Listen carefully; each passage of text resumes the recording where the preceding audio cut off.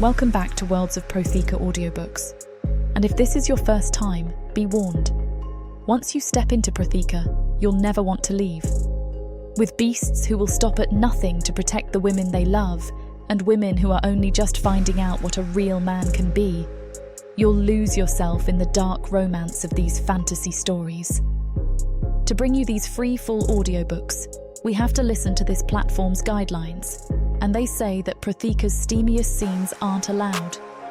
But you can still get them from the unabridged version of any Prothekan audiobook. All you have to do is go to worldsofprotheka.com.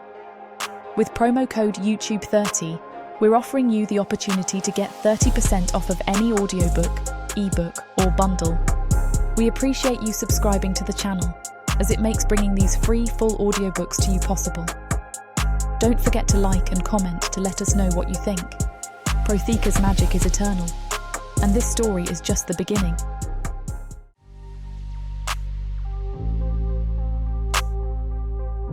Chapter 1. Ike. The films cast dancing shadows across pale faces gathered around multiple fires dotting our temporary camp. I stand with my arms folded across my chest, scanning the perimeter while half listening to the animated conversation. These stories never get old, even though I've heard them countless times since being made. Since coming to Protheka 2 years ago. You changelings think you know everything about the Great War? Reyna's lips curl into a sneer as she takes in a group we just changed. Her wings, smaller than mine, but just as lethal, flex behind her. It's not always just been us against those wretched dark elves. The dark elf gods have been busy making all sorts of creatures that add to the bloodbath. This has become a ritual over the last few months. So many changes have been happening on Protheka as the gods get involved, and the change can affect humans in weird ways. So the trainers spend their nights around fires telling stories of the first, of how we came to Protheka, and tales of the war. Tell us again about the Purna, one of the newer changelings pipes up. Ah, yes, those dangerous little witches. Reyna's dark eyes reflect the firelight. Human women who developed magic after we brought them here. We tried to use them as weapons, but they fled. I hear they ended up creating gargoyles by accident across the water. Tried turning some dark elves to stone, but messed up the spell. Don't forget the manticore, another Rockin chimes in. Dark elves tried taming some Lycar, begged their gods to make them smarter. The hedonist, he spits the god's name, gave them wings and intelligence, but they turned on their masters and claimed their own island. I shift my weight, remembering the first time I saw the dragon shifters. Mercifully, the fight against them didn't last long. As if reading my mind, Reyna continues, and then there were the Hearthkeeper's pets. She went behind everyone's backs and gave some dark elves the power to turn into dragons, but they couldn't master the ability fast enough. We slaughtered most of them before they fled to their volcanic island. The recruits lean forward, entranced by the tales of creatures that now exist only in whispers. The dark elves probably believe these failures to be their secrets, but in truth, we have spies everywhere. The only place it isn't helping us is fighting them. We're unfortunately evenly magic. Our magic is too similar, and where we have wings, they have the sun to their advantage. Where we need blood, they have the ability to steal and kill the animals. We are immortal, but they know how to wither us to nothing. This war feels endless. I return my attention to the darkness beyond our camp, knowing these stories serve as more than just entertainment. They're reminders of why we remain vigilant, why we fight. We want freedom. It's why we left Earth to come to Protheka, where we can use magic and no longer hide. I shift my stance, muscles tense from hours of standing guard. These war stories stir memories of my own military past, but warfare on Protheka makes my Bundeswehr training seem almost quaint in comparison. Something on your mind, Ike? Reyna's voice cuts through my thoughts. I hadn't noticed that some of the changelings were staring at me. Just remembering Earth warfare. I keep my eyes trained on the darkness. Guns, tanks, tactical formations. Here, I gesture at the camp. Magic changes everything. Tell us about Earth battles, one of the newer recruits asks, eyes bright with curiosity. Structure, order, clear chains of command. My jaw tightens. Not this chaos of wings and blood magic. On Earth, you could plan. Calculate trajectories, ammunition counts, supply lines. Reyna laughs, the sound sharp in the night air. Missing your precious military precision? Sometimes. I flex my wings. Still strange after 2 years. These massive appendages that span wider than any others in camp. On Earth, you didn't have to worry about your enemy turning into a dragon mid-fight, or having your tactical advantage stripped away because some dark elf managed to break your sun glamour. But we're stronger here, another recruit points out. The magic in our blood is both blessing and curse, I cut in. Yes, we're faster, stronger, but we're also bound by new rules. Need blood to maintain that strength. Some can't move freely in daylight without draining their magic. I run a hand through my short hair. In the Bundeswehr, we trained for every scenario. Here? How do you train for an enemy that can reshape reality with a spell? You adapt, Reyna says simply. Right, but some days... I trail off, watching shadows dance at the edge of our camp. Some days I miss the simplicity of mortal combat. Point, shoot, clear objective. Not this eternal stalemate of matched powers. Reyna uses what I said as a jumping-off point, teaching the changelings of past battles and how they can fight the dark elves. This time, I really do tune her out, letting my eyes sweep across the war encampment. Movement catches my eye. A flash of copper in the firelight. A woman I've never seen before weaves between the fires, kneeling beside the wounded. Her movements are precise, economical. No wasted motion as she checks bandages and applies fresh dressings. Hold still, she murmurs to a writhing changeling, her voice carrying across the camp. The venom's working its way out. Fighting it only makes it worse. She's human. That much is clear from her warm skin tone and the way she navigates the darkness, with a little stumbling and careful picking without our enhanced sight. But there's something different about her. Most humans cower or simper around us. This one moves with quiet confidence, completely focused on her task. The firelight catches her hair again, not just copper, but threads of gold and deep red that remind me of autumn leaves. She tucks an errant strand behind her ear as she works, revealing a delicate profile with high cheekbones and a determined set to her jaw. Their fever should break by morning, she tells another healer, her green eyes reflecting the flames as she glances up. For a moment, those eyes meet mine across the camp. Something electric passes between us before she looks away, returning to her patient. I watch the woman's capable hands as she ties off a bandage. There's a quiet strength in her movements, a resilience that draws me in despite myself. When she stands brushing dirt from her knees, I notice she's built like a fighter, lean muscle and controlled grace. The venom is mostly neutralized, she reports to the head healer, because now the dark elves have started sending venomous animals after us. Not that we can't fight it off, but it incapacitates for a while. But they'll need monitoring through the night. Her clinical detachment intrigues me almost as much as her beauty. No hysteria, no desperate attempts to curry favor, just calm competence in the face of supernatural warfare. I find myself wanting to know her story, how she came to be here, what makes her so different from the other humans we've encountered. Getting attached to the new medic? Dominic materializes beside me, his own wings tucked close against his back. I've seen that look before. I don't take my eyes off the copper-haired woman. What look? Like you're already planning how to claim her. He crosses his arms. Don't bother. More and more people are being changed, and you know how humans end up here. Either they prove useful enough to keep around as servants, or... He lets the implication hang. Their sustenance. She's different. The words come out before I can stop them. They're all different until they're not. Dominic's voice carries centuries of cynicism. You better hope they don't find out she's got some kind of magic. That would really do her in. I shake my head, watching as she moves to another patient. Her movements are too genuine, too focused. I doubt she does, but she's too useful to kill. Unless a dark elf gets his hands on her during an attack.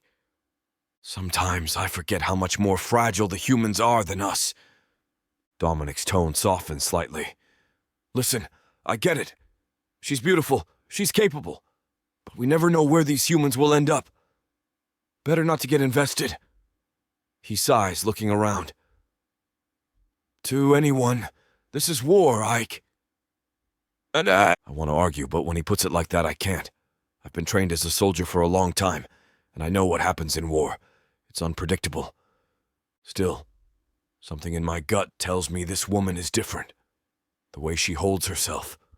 The quiet strength in her movements. Just watch yourself, Dominic adds before melting back into the shadows. I remain at my post, but my eyes keep drifting to her as she works. Dominic's warning echoes in my head, but it doesn't sit right. Something about her calls to me on a level I can't explain, and for the first time since being made, I find myself hoping, wanting.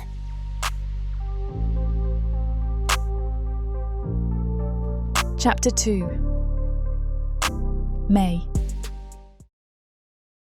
My legs burn as I scramble up the rock face, fingers searching for purchase on the cold granite. Screams echo through the valley below. "Keep moving!" I shout to Anna, who's roped in below me. Her blonde hair whips in the wind as she follows my path up the cliff. The sound hits before I see them, a deep thrumming that vibrates in my chest.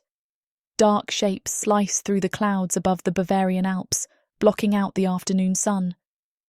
My chalk-covered hands shake as I clip into the next anchor point. What are those things? Anna's voice cracks with panic. I squint upward, my years of emergency room triage kicking in. Stay calm, assess, act. Just keep climbing. We're almost to that ledge. The shapes descend, picking people off the side of the mountain. Large bat wings carry them away, my climbing mates screaming as they are snatched out of the air. "May!" Anna screams. I turn in time to see a thing, so human-like besides the bat wings pushing off the mountain. In an instant she's gone, her rope dropping slack. My heart pounds against my ribs as I climb faster, muscles screaming. The ledge is just 10 feet above. If I can just reach it. One of the creatures comes for me. My body goes rigid, weightless. The cliff face blurs and fades. I jolt awake with a gasp, sweat soaking through my thin sleeping mat.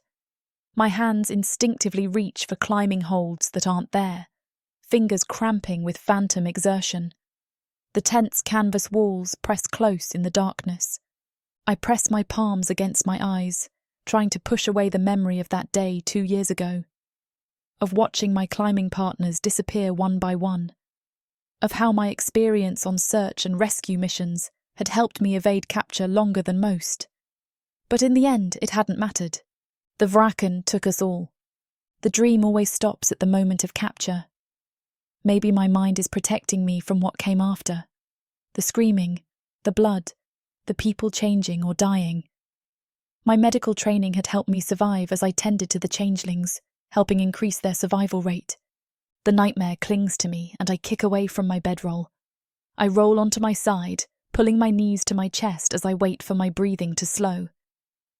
I push off the ground and slip on my boots, tying the laces with practiced efficiency. No point dwelling on nightmares when there's work to be done. During a war, there's always work to be done. The healing tents have been set up in the middle of the camp, and I work my way there in the dim light. I grab my leather satchel of herbs and supplies, checking my inventory in the dim morning light. A Vraken guard materializes beside me. "There's 3 injured this way. What happened?" I sort through dried herbs and flowers I don't know the name of, mentally cataloguing what I'll need as I follow him toward one of the extra tents set up on the side. Most of the Vraken guards have learned who I am by now. Dark elf raid. They attacked while we had a hunting party out. He vanishes as quickly as he appeared, leaving me alone with my thoughts. I head to the first patient, a female Vraken with wings crumpled against her back. Her ghostly white skin is even paler than usual, dark circles around her eyes more pronounced. "I can heal myself," she hisses through clenched teeth. "Your magic is drained." I examine her wing, noting the torn membrane. "Save what little you have left. This needs cleaning and stitching." She grabs my wrist, her grip painfully tight. Why should I trust a human? Because I'm still alive. I meet her black eyes steadily, which means I'm good at what I do. She releases me with a sneer, but doesn't protest as I clean the wound. I get that a lot too. Even though we were all at one point human, many Vraken believe that their ability to survive the change makes them better than me. I work methodically, mentally noting how the membrane structure differs from bat wings I studied in biology. The tissue is harder to heal without magic, but I can manage it, at least to where they can still fly. "Hold still," I murmur, threading a needle with gut string. "This will hurt." "I've endured worse." Her lips curl into a bitter smile. As I work, Epurna enters, one of the magic-wielding human women who serve the Vraken. Her magic flickers weakly as she attempts to heal another injured warrior. "Save it," I call out. "I've got paste for the bleeding and bark for pain. Rest your magic. They'll need it more when the dark elves return." The Purna nods gratefully, sinking onto a nearby stone bench. I continue my work, each stitch adding to my mental catalogue of Vraken physiology. Knowledge is power, and someday I'll need every advantage I can get. I finish with my last patient when heavy footsteps approach the tent. A massive Vraken pushes through the entrance, carrying a limp warrior in his arms. Blood drips onto the stone floor. "Put him here." I clear space on the nearest cot, already reaching for fresh supplies. The wounded Vraken's chest bears deep gashes, claw marks from what must have been a brutal fight. His breathing comes in wet, ragged gasps. The tall Vraken who brought him in stays close, his silver eyes tracking my movements as I examine the wounds. His wings, larger than any I've seen before, curl protectively around the injured warrior. "These need cleaning before infection sets in." I grab my herb bag. "Hold him down. This will hurt." He nods, pressing strong hands against the warrior's shoulders. As I work, I notice how his touch remains gentle despite his obvious strength. "You're different from the other healers," he says, voice deep with a slight German accent. I glance up, surprised by the observation. "How so?" "You don't hesitate. You know exactly what needs doing." His silver eyes meet mine. "What's your name?" "May." I press a poultice into the deepest wound. The injured Vraken thrashes, but the other's grip holds firm. "Ike!" He adjusts his hold as I work. "You were a healer before?" "EMT." I thread a needle with practiced efficiency. "Before I decided to study abroad in Munich." His eyebrows raise at that, and I know I was right about picking up on the German lilt in his tone. "Trauma care comes naturally now." His wings shift, catching the lamplight. The metallic sheen reminds me of brushed steel. That explains it. Ike watches as I make the first stitch. "Most humans panic around our kind. Hard to be scared when you're trying to keep someone alive." I tie off the suture. "Besides, you're not so different from us. Not really. Not when they used to be us, but they don't tend to like the reminder that they were once one of their own prey." A ghost of a smile crosses his face. Perhaps not. We work in comfortable silence after that, moving in sync as I clean and close each wound. His presence is steady, calming even. It's the first time I've felt truly at ease around one of them. "He'll heal fast," I say finally, wrapping the last bandage. "But he needs blood." Ika nods. I'll see to it.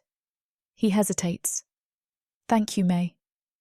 The way he says my name sends an unexpected shiver down my spine.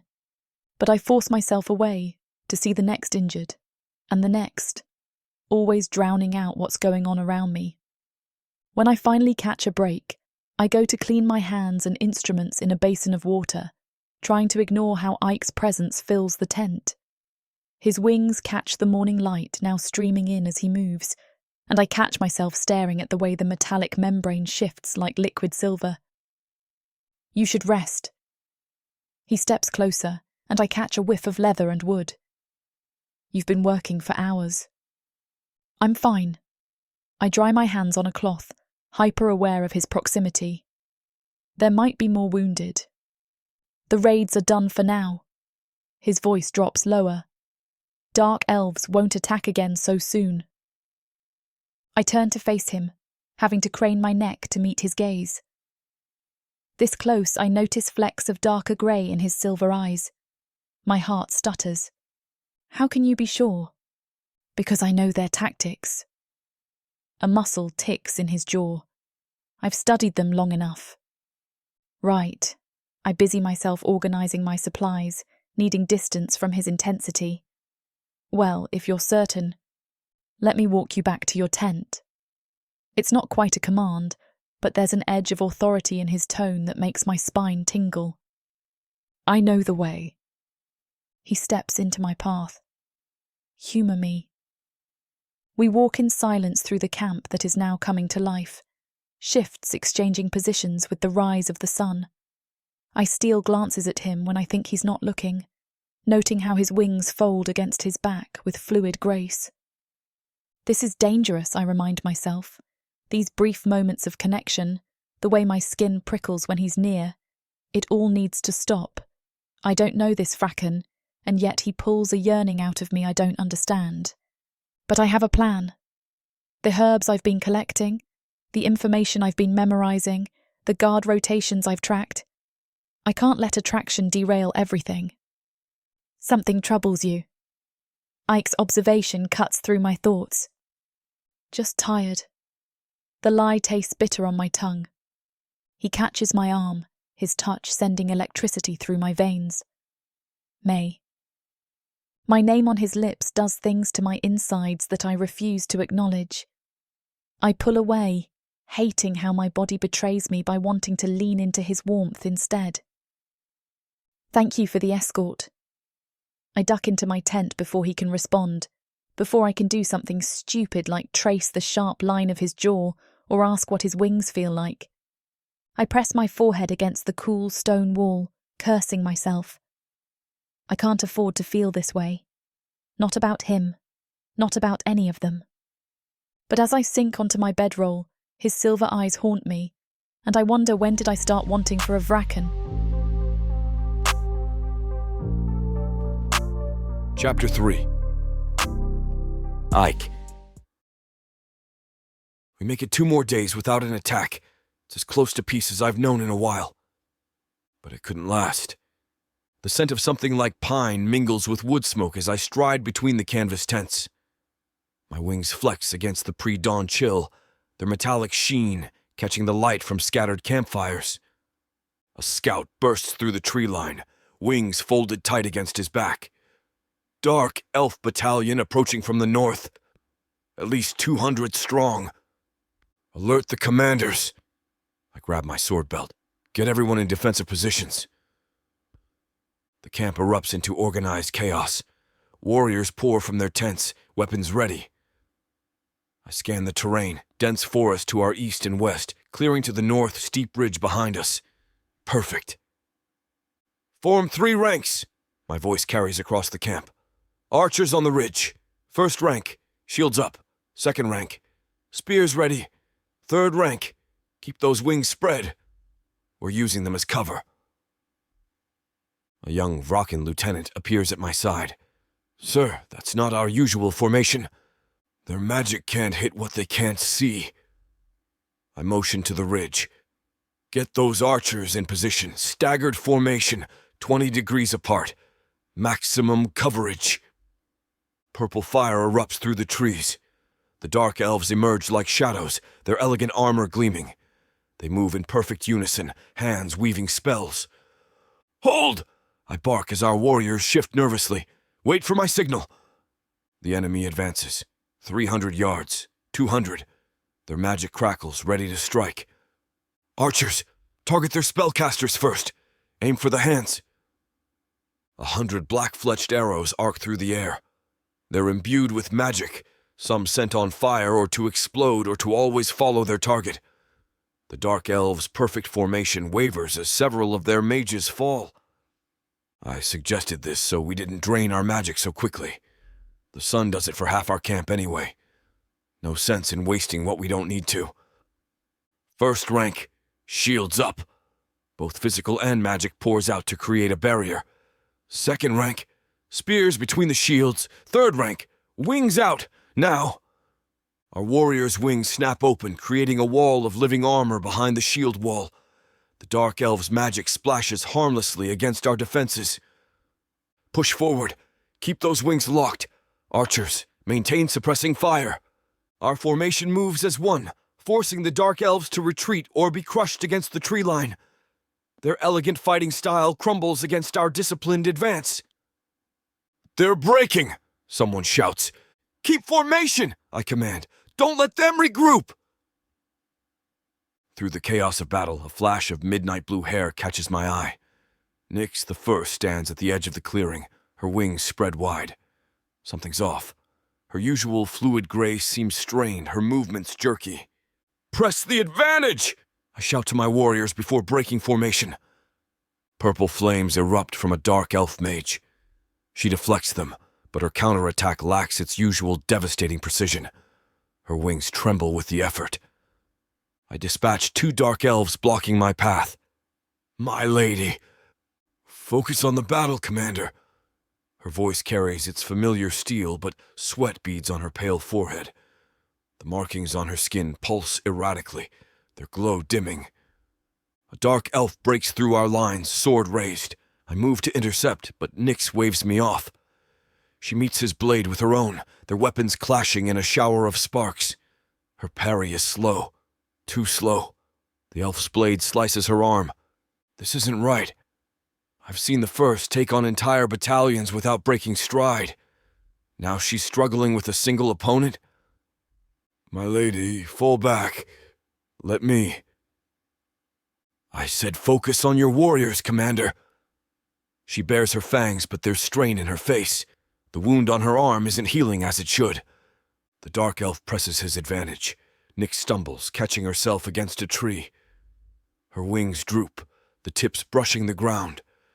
The swirling silver in her black eyes dims, flickering like a dying flame. To hell with protocol. I surge forward, driving my blade through the elf's chest. As he falls, I catch Nyx's arm. "You're unwell." "Your observational skills are remarkable as always, Commander." She tries to pull away, but her legs buckle. "This is temporary, a mere inconvenience." Her skin feels cold, even for a Vraken. The markings that usually shimmer like starlight have faded to dull gray lines. "When did this start?" "That's not your concern." She straightens, but I can feel her trembling. "The battle isn't over. Return to your post." A shout pierces through the clash of steel. My head snaps toward the medical tents where May works with the wounded. Dark elf soldiers have broken through our eastern flank, their violet magic crackling as they advance on the healer's position. "Third rank, shore up that line," I bark, but my warriors are spread too thin.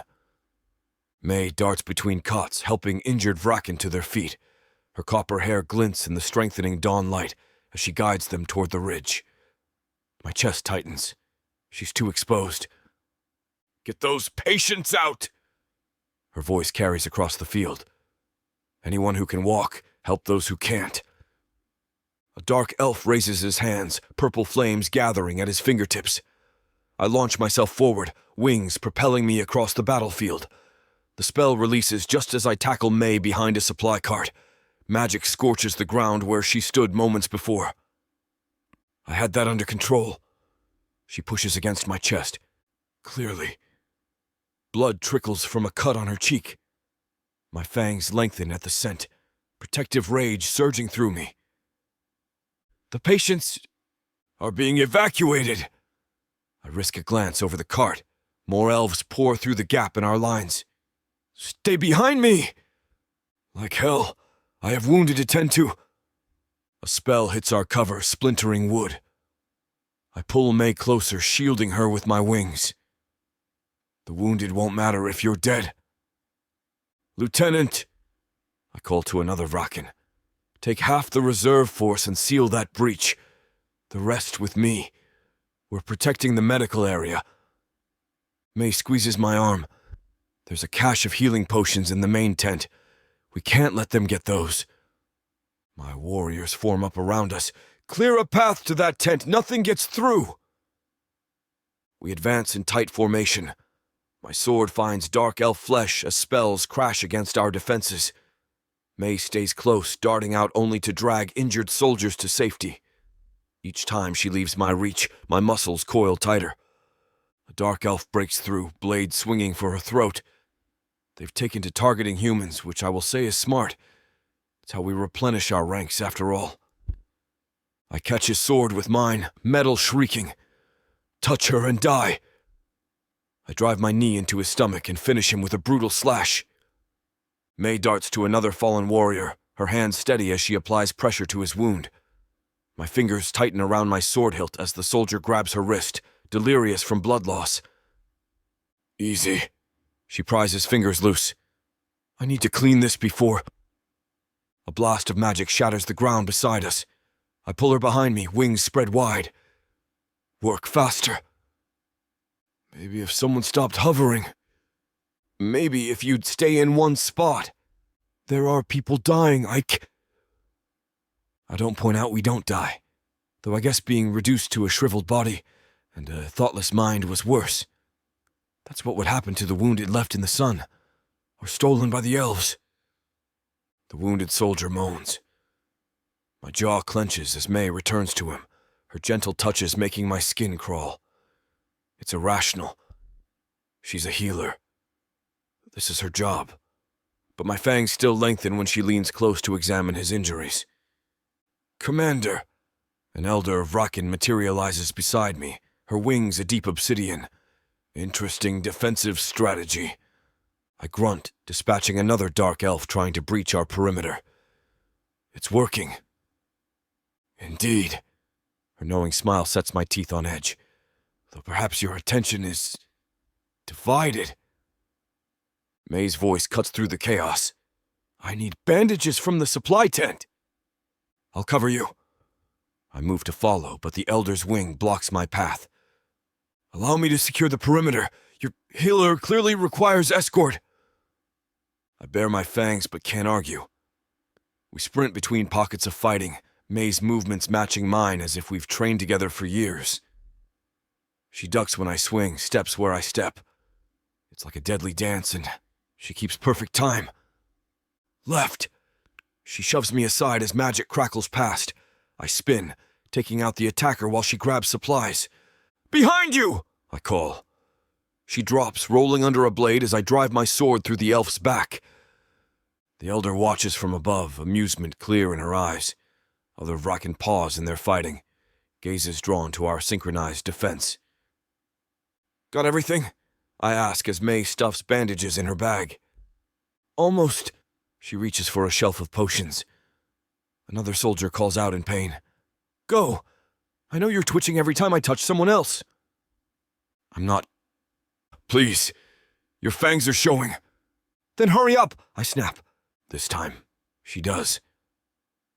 I manage to keep her protected until I can get her to the medical area being set up in the back of the camp, and by then, most of the fighting is dying down. Wanting to unleash some of the restlessness in me, I dive into the remaining dark elves. I slice and stab through their bodies until adrenaline sings through me, and I finally don't see a single gray-skinned bastard moving anymore. But the second I turn to see May touching another Vraken, that same anger roars in me. Yeah, I'm screwed. Protheka is a dark and dangerous world. My parents sold me to the dark market. I am the avatar of chaos, and nothing will stop me from fulfilling the prophecy. And the quest for godhood has made it even darker. Looks like you're the only one left. Take a step forward. Delia only seeks her freedom. A gilded cage is still a cage. But Thorn has something else in mind for her. It's her. She's the woman from the prophecy. My key to godhood. Will they be able to escape their fate? Get every episode from worldsofprotheka.com right now. Get the series bundle and score a 70% discount. Protheka's magic is eternal, and this series is just the beginning.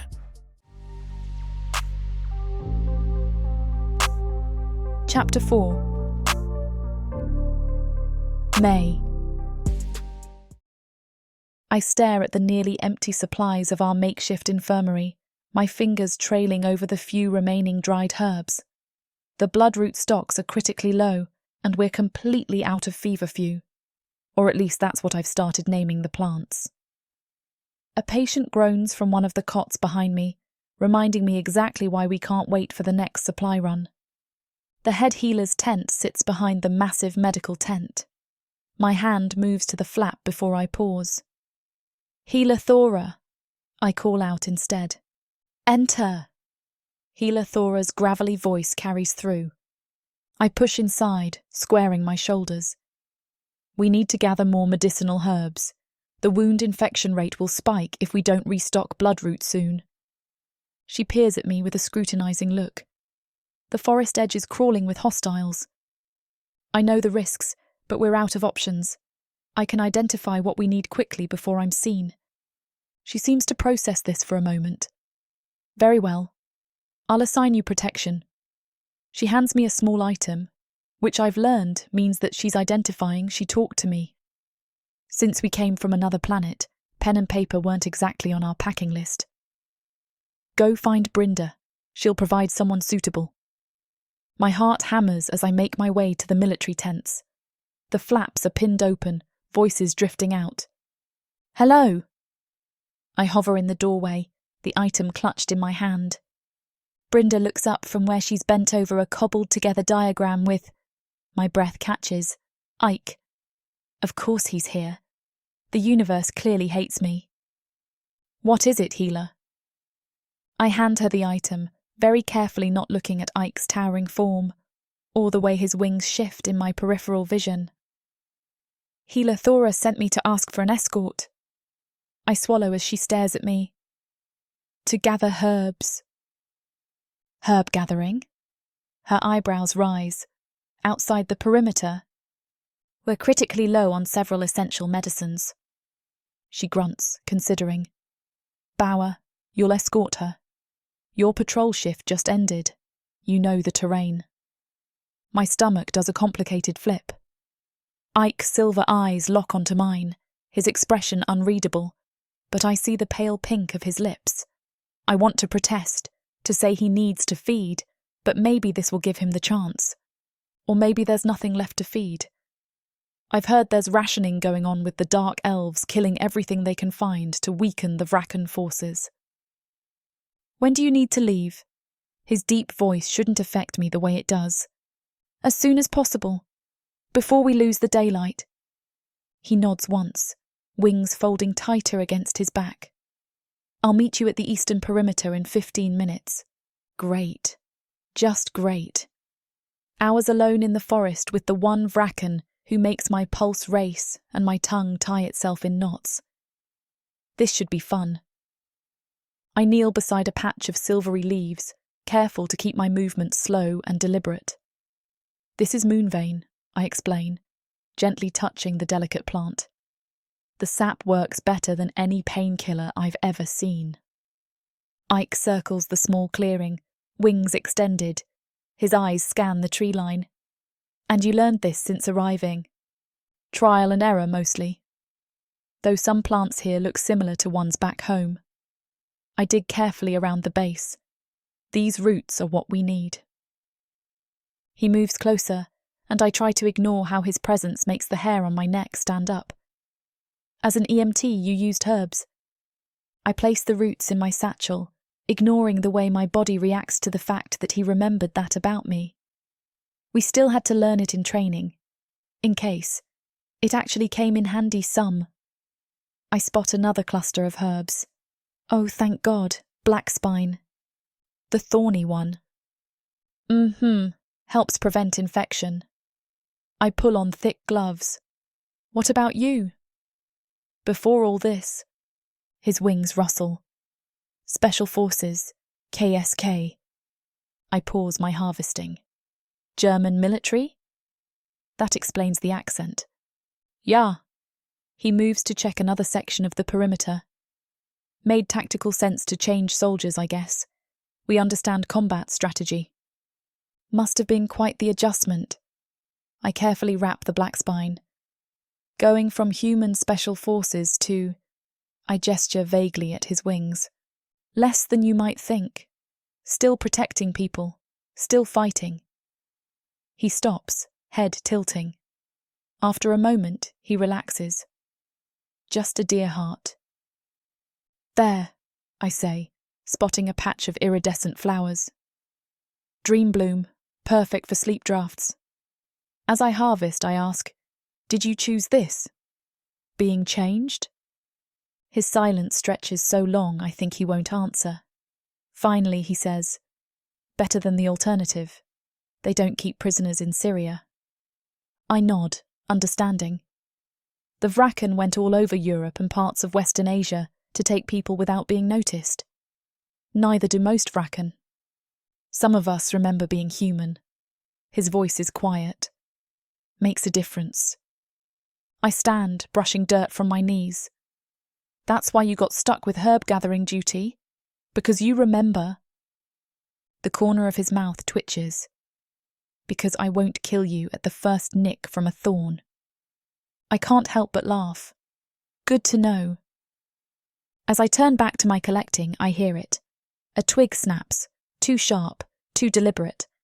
Ike's head whips around, wings flaring wide. Before I can blink, he shoves me behind a massive tree trunk. Stay, he growls, just as 3 dark elves materialize from the shadows, their violet eyes gleaming with malice. The first charges with a crystalline blade. Ike moves like liquid darkness, catching the elf's wrist and snapping it with a sickening crack. The sword clatters to the forest floor. Filthy bloodsucker! Another elf snarls, hurling a bolt of crackling energy. Ike's wings sweep forward, deflecting the magic, but I catch his slight stumble. His movements are slower than usual, the blood shortage taking its toll. I've been seeing signs of it all over camp. 2 more elves emerge from the tree line, 5 against 1. Behind you! I shout as a 6th appears through a shimming portal. Ike spins, but not quite fast enough. A blade slices across his shoulder. He doesn't make a sound, just grabs the elf by the throat and hurls him into a tree with bone-crushing force. May! Down! I drop as a spell sizzles overhead. Ike takes a hit meant for me, the magic scorching his wing. Still, he places himself between me and every attack, his movements precise despite the growing number of cuts littering his arms and torso. An elf gets past him, reaching for me with glowing hands. Ike's roar shakes the trees. He tears the elf away, but another blade catches him across the ribs. You're weakened, Vraken, one taunts. When's the last time you fed properly? Ike responds by ripping the elf's head clean off. The remaining 3 fall back, regrouping. Run! Ike orders me, his voice rough with pain. Blood drips steadily from his wounds, but his stance never wavers. I'm not leaving you. Now! One of the elves lunges at him and he grabs it, screaming as magic burns his skin. But Ike doesn't drop the elf, clearly accustomed to pain, as he grips his attacker by the throat, squeezing until the magic stops flowing and the elf drops to the forest floor, dead. But now Ike is too weak. I watch in horror as one of the remaining elves slashes across Ike's back, his blade leaving a deep gash. The other elf hurls another spell that sends Ike staggering. His wings droop, blood matting the metallic feathers. My body moves before my mind catches up. I dart forward, snatching up the crystalline blade from the first fallen elf. The weapon hums in my grip, lighter than it looks. "Hey!" I shout, drawing one elf's attention away from Ike. The elf's violet eyes narrow. Stupid human. He raises his hands, magic crackling between his fingers. But I've spent months watching these battles, learning their patterns. I duck under his spell and drive the blade up through his chest. His eyes go wide with shock. A dark elf, killed by a mere human. I yank the sword free as he crumples. Behind me, Ike dispatches the final elf with brutal efficiency, snapping his neck in one fluid motion. Then his knees give out. He catches himself with one hand, wings splayed across the forest floor. Blood pools beneath him from dozens of wounds. "Ike!" I rush to his side, my hands hovering over his injuries. "Let me help!" "Stay back." His voice is ragged. He tries to push himself up, but falters. "You're bleeding out." I tear strips from my shirt. I'm a healer, remember? Let me do my job. His silver eyes lock onto mine. "May, shut up and let me help you." I press fabric against the worst gash across his ribs. "I didn't just kill my first dark elf to watch you bleed to death." He makes a sound that might be a laugh or a groan. Impressive, by the way. Less talking, more healing.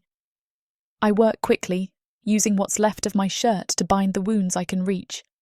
But you need blood, soon. I know. His breathing is laboured. "Just give me a minute." There's a cave nearby. Ike's voice is strained as he leans heavily against a tree. Used it before. Defensible. "Can you make it?" Blood seeps through my makeshift bandages faster than I'd like. He grits his teeth, pushing off the tree. "Follow me." I slip under his arm, bracing his weight.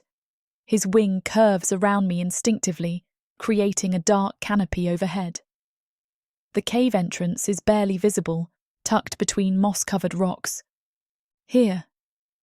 I help him inside, grateful for the shallow slope. "Sit before you fall." He slides down the cave wall, wings dragging. The last rays of sunlight catch the blood matting the membrane. I kneel beside him, pulling supplies from my satchel. "Take this off," I murmur, mixing herbs with water from my water skin. His eyebrows raise. "The shirt. I need to see the wound underneath." He complies with careful movements, revealing deep gashes across his torso.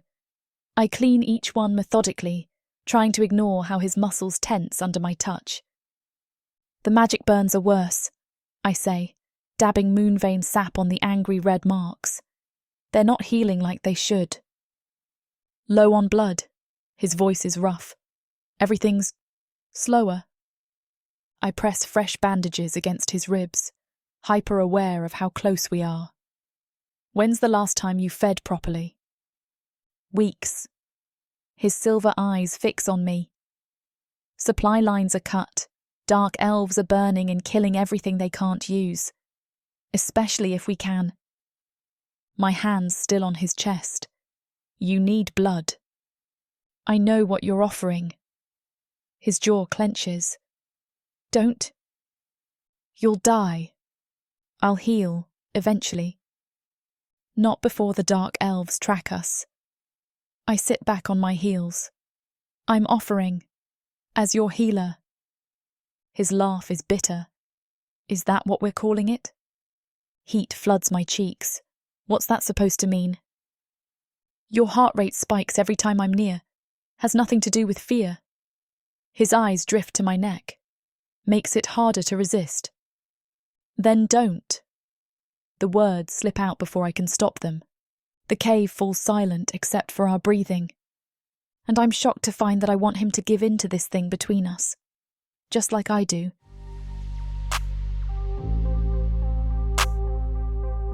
Chapter 5. Ike. I can't hold out any longer. My body burns with need, every cell screaming for sustenance. But I won't lose control, not with her. Not when she trusts me. Not when I don't want to hurt her. Even if I wanted to know what she tastes like since the first moment I saw her. May lifts her delicate wrist toward my mouth, her skin luminescent in the dim light. I catch it in my hands, cradling it like a precious crystal. My fangs snap down instantly, a visceral response I can't control. The sound makes her breath catch. Have you... My voice comes out rough. I clear my throat. Have you done this before? No. May's whisper floats between us, vulnerable, yet steady. Her pulse thrums against my fingertips, a rapid staccato that matches my own racing heart. I brush my thumb across her inner wrist, feeling the delicate veins beneath. It'll feel good, I promise. Her small nod sends copper strands sliding across her shoulder. The scent of her floods my senses. Not fear, but something far more intoxicating. Trust. Desire. I draw a steadying breath, willing my hands to stay gentle as I guide her wrist to my mouth. My fangs graze her skin, and I release the numbing agent, ensuring she'll feel only pleasure. The first taste of her blazes across my tongue, sweeter than anything I've known in my short existence. A small gasp escapes her lips as I drink, slow and careful, savoring each drop like the gift it is. Her other hand comes up to grip my shoulder, not pushing away but pulling closer. I keep my eyes locked on her face, watching for any sign of discomfort. But her expression is pure wonder, lips parted, pupils dilated. Ike! She breathes my name like a prayer. I know my numbing agent is flooding her bloodstream. May's pupils dilate, her chest rising and falling in quick succession. Her nipples strain against the thin fabric of her shirt, and a soft moan escapes her lips. Each pull of her blood awakens something primal in me, something I've kept locked away since my creation, not to mention the idea of me filling her in more than one way. Reluctantly, I release her wrist, running my tongue over the marks to seal them. Before I can speak, she launches herself at me. Her lips crash into mine, stealing what little breath I have left. A groan rumbles deep in my chest as her soft curves press against me. May. Her name comes out ragged between kisses. The taste of her blood still lingers on my tongue, clouding my judgment. My hand slides up to cradle the back of her head, fingers tangling in those copper strands. She straddles my lap, pressing closer like she can't get enough. Her hands explore my chest, leaving trails of fire in their wake. I capture her mouth again, drinking in her gasps like their sustenance. The sweet taste of her mingles with the metallic tang of blood still on my lips. Need you, she whispers against my mouth. Please. I'm too far gone to resist. The blood high courses through my veins, amplifying every sensation. Her skin burns beneath my fingertips as I pull her tighter against me. Nothing in my military career, nothing in my training prepared me for this surge of pure want. You're perfect, I growl between kisses. Her hips rock against mine and stars explode behind my eyes. So perfect. She tastes like sunlight and danger and everything I shouldn't want. But with her blood singing in my veins and her body melting into mine, I can't remember why I ever tried to resist this. Sorry for the interruption. I know you were gearing up for a steamy scene, but it's way too hot for this platform. If we want to keep sharing our stories for free, we have to abide by this platform's guidelines. To get the full unabridged audiobook, go to worldsofprotheka.com. Browse through unabridged audiobooks, countless ebooks and bundles offered at a discount. If the thought of me whispering all the dirty details into your ear isn't enticing enough, use discount code YouTube30 to get 30% off of all digital products. Story after story, audiobook after audiobook, the worlds of Protheka are waiting for you. Protheka's magic is eternal. But unabridged, it's unforgettable. When our breathing finally steadies, May lifts her head from my chest. A blush creeps across her cheeks, turning them pink as she bites her lower lip. Her hair's delightfully mussed, copper strands sticking to her forehead and neck. Feel better? She traces a pattern on my chest. Much.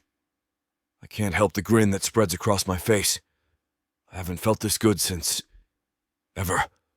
She scrambles off my lap, leaving me cold where her warmth had been.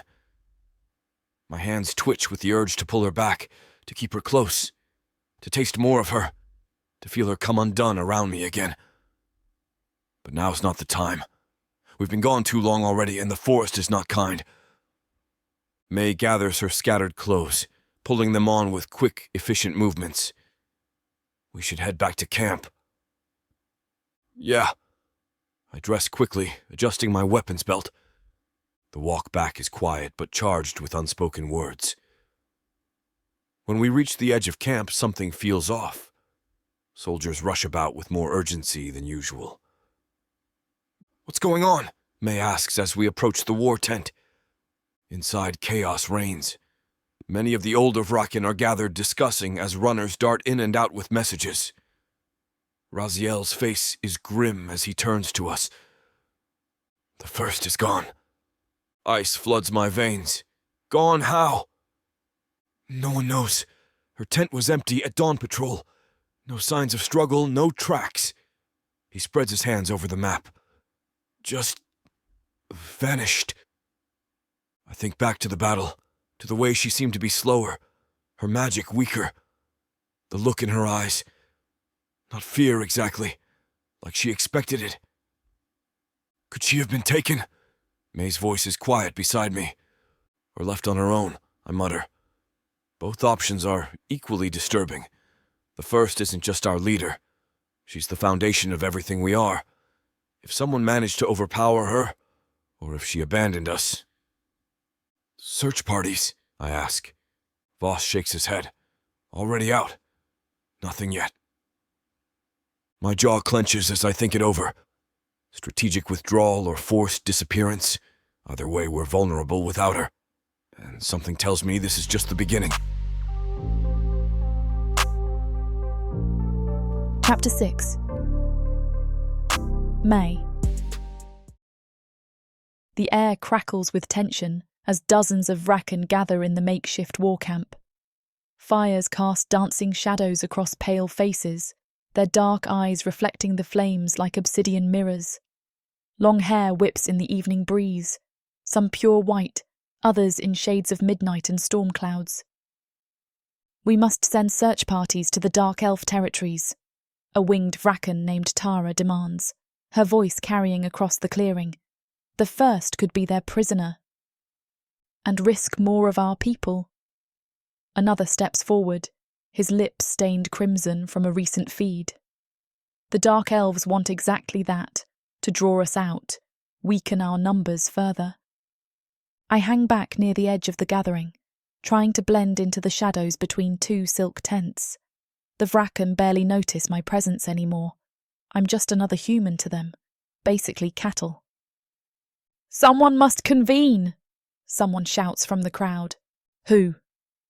Tara spreads her wings, the membrane nearly translucent in the torchlight. We've not seen Akeldama since we first came here. Now the first is gone. We need new leadership now. Your presumptions need to cease. Brinda emerges from the largest tent, her fiery hair elaborately braided. There are some of us that have been at the first side since her first night. We will decide what needs to be done. Murmurs ripple through the gathered Vraken. Some bow their heads in deference, while others bare their fangs. And what would you have us do, Brinda? Tara's wings flutter in agitation. Hide while the Dark Elves claim victory? Mind your tone. Brinda's eyes flash dangerously. You may have wings, but you're young. The first has made us all. We are strong enough to survive no matter what. The first is gone! A male Vraken pushes to the front. Perhaps Akeldama has recalled her, rewarding her faithful service. We must seek his guidance through the blood rites. Blasphemy! Another hisses. The first would never abandon us without a word. The Dark Elves must have found a way to capture her. The arguments escalate, voices overlapping as more Vraken join the fray. I watch as our tentative camp cracks under the strain of uncertainty. Without the first steady hand, the careful hierarchy begins to splinter. I wrap a bandage around the Vraken soldier's arm, careful not to brush against the blistered skin where sunlight burned through his glamour. Keep this dry and clean. Come back tomorrow so I can check for infection. He nods, pale features tight with pain. The medical tent has become a strange sanctuary over the past weeks. No Vraken willing to spill blood within its confines. The same can't be said for the rest of the camp. Your kind has gentle hands. His dark eyes study me. Most humans would let us suffer. I took an oath. I start organising my supplies, keeping my voice neutral. Everyone deserves care. The tent flap rustles and another Vraken stumbles in, blood seeping from a gash across his chest. I have to assume that he is from another faction, as the Vraken before me tenses, but doesn't move from his cot. The camp has been fractured into factions, those who want to find the first, those who believe she abandoned us, and those who support the newly formed leadership. Sit there. I point to an empty bed, maintaining the delicate peace. I'll be right with you. As I clean the wound, I catch snippets of whispered conversation between two Vraken guards outside. Meeting tonight. New leadership structure. The Vraken grabs my wrist, his indigo eyes boring into mine. You hear much in this tent, human. I hear nothing but complaints about my stitching. I carefully extract my arm from his grip. Now hold still unless you want an ugly scar. Another Vraken enters, this one sporting massive dark wings. She carries a young soldier whose leg is mangled beyond recognition. Healer. Her voice commands attention. This one first. Everyone waits their turn, Tara. I don't look up from my current patient, unless they're actively dying. She bristles but settles her charge onto an empty cot. The neutral ground holds, barely. I continue my work, ears sharp for any useful information, while my hands remain steady and sure. In this tent, I'm more than just a human captive. I'm the bridge between two ancient enemies, whether they realise it or not. The soldier under my care mutters something about troop movements to his companion. Across the tent, Tara discusses supply lines with another winged Vraken. I memorise every word while appearing absorbed in my tasks. Information is power, and this medical station has become an unexpected wellspring of it. I wipe blood from my hands with a damp cloth, exhausted after hours of treating wounded Vraken. The sun pours in through gaps in the tent's canvas roof. When I push through the flap, I freeze at the sight of Ike's towering form. May. His silver eyes catch the moonlight. I've hardly seen him in these past weeks, not since chaos has really taken over the camp. That hasn't stopped me from thinking of him every night. His wings fold against his back, the metallic sheen unmistakable even in the dim light. Busy night? He nods toward the medical tent. The usual. I stretch my stiff shoulders. Lots of sunburns, some fighting injuries. What brings you here? Your climbing experience. He steps closer, voice low. Brinda needs scouts to check a cave system nearby. Could be good shelter from the dark elf raids. I arch an eyebrow. You have wings. Why do you need me? Wings make me an easy target in confined spaces. His jaw tightens. And I can't maneuver through narrow passages either. But you can slip through where we can't, see if you can find something. I can always open up passages later if they're worth it. And if I run into trouble? That's why I'm going with you. The corner of his mouth lifts. Someone needs to make sure you come back in one piece. I study him for a moment. Despite his imposing presence, there's something oddly reassuring about his direct manner. No games, no threats, just facts. When do we leave? Now, if you're not too tired. Let me grab my gear. I gesture toward my tent. Meet you at the eastern perimeter in 10 minutes? He nods once, wings rustling as he turns away. Don't keep me waiting, little human. Wouldn't dream of it, big bad Vraken, I call after him, earning a deep chuckle that sends an unexpected warmth flooding me. I grab a bit of rope and fashion myself a harness around my body the best I can. Then, with my pack of herbs and bandages I never leave, and a full water skin, I go to meet Ike. The eastern forest stretches before us, a mass of twisted trees and jutting rocks. I adjust my makeshift harness, testing the strength of the rope against my weight.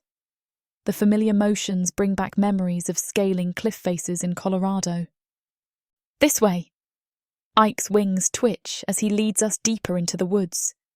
His silver eyes scan the darkness ahead, alert for any threats. The cave entrance looms ahead, a jagged mouth in the mountainside. I pull out a small crystal that glows with magical light, a gift from one of my patients. You feel anything yet? I ask, securing the light to my harness. Ike's nostrils flare. Magic. It's faint, but... He tilts his head. There's definitely something here. I run my hands along the cave wall, feeling for good holds. The rock is cool and slightly damp under my fingers. These formations look promising, lots of natural handholds. Be careful. Ike's voice echoes off the stone. Some of these passages could be unstable. I wipe my hands off on my pants, wishing I had chalk, and start climbing, working my way around a narrow ledge. You sound worried. Don't trust my skills? I trust you're skilled enough to get yourself into trouble. That's half the fun. I squeeze through a tight passage, my light casting strange shadows. The rock here feels different, almost alive under my touch. The texture changed. It's almost vibrating. Ike's wings rustle behind me. The magic's stronger here. There's a portal nearby, but I can't pinpoint it. These caves are like a maze. I spot a promising crack in the wall. There's an opening up ahead. Might be big enough for me to check out. May. His tone carries a warning. Relax. I'm just going to take a quick look. I wedge myself into the narrow space, inching forward. The rock here, it's got these weird veins running through it. They're glowing slightly. Those are magic lines. We're getting close to something. Ike's voice sounds strained. Don't go too far. I won't be able to reach you if... If what? I get stuck. I laugh, though the sound feels strange in the confined space. I've been climbing since I could walk. This is nothing compared to some of the chimneys I've squeezed through. We spend most of the afternoon working around the cave system, and it feels amazing to lose myself in it. The system isn't too deep, but Ike thinks the magic will be useful. He keeps saying it feels like the portal that brought him to Protheka, but we never find that entry point. But as the sun starts to set, we decide to call it a day and head back. But we're not ready for what we find. Chapter 7. Ike. The echoes reach us first, metal clashing against metal, shouts and screams piercing the cavern walls. My wings snap open before my conscious mind catches up. Something's wrong at camp. Hear that? I scan the darkening horizon ahead, my enhanced senses picking up the chaos. The sounds grow clearer as we near the edge of the forest, battle cries punctuated by the distinctive crack of their magic. Dark elves. We burst from the forest into chaos. Dark elf warriors swarm our camp like insects, their elegant armor gleaming under the mage fire they've conjured. Dozens more than any raid before. Our defenders are overwhelmed, falling back in scattered groups. Left flank's collapsed. I track the battle flow, old military instincts kicking in. Immediately, I position myself in front of May. They're trying to separate us into groups, overwhelm us. A dark elf mage hurls crackling violet energy at us. I dive right, wings making sure nothing hits May behind me. The spell sizzles past, leaving ozone in its wake. Form up! I bellow to our scattered forces. Defense pattern Delta. Our fighters respond, muscle memory from endless drills taking over. They fall into formation, creating overlapping fields of fire. But there are too many gaps, too few of us left standing. A dark elf spots me, his lips curling into a sneer.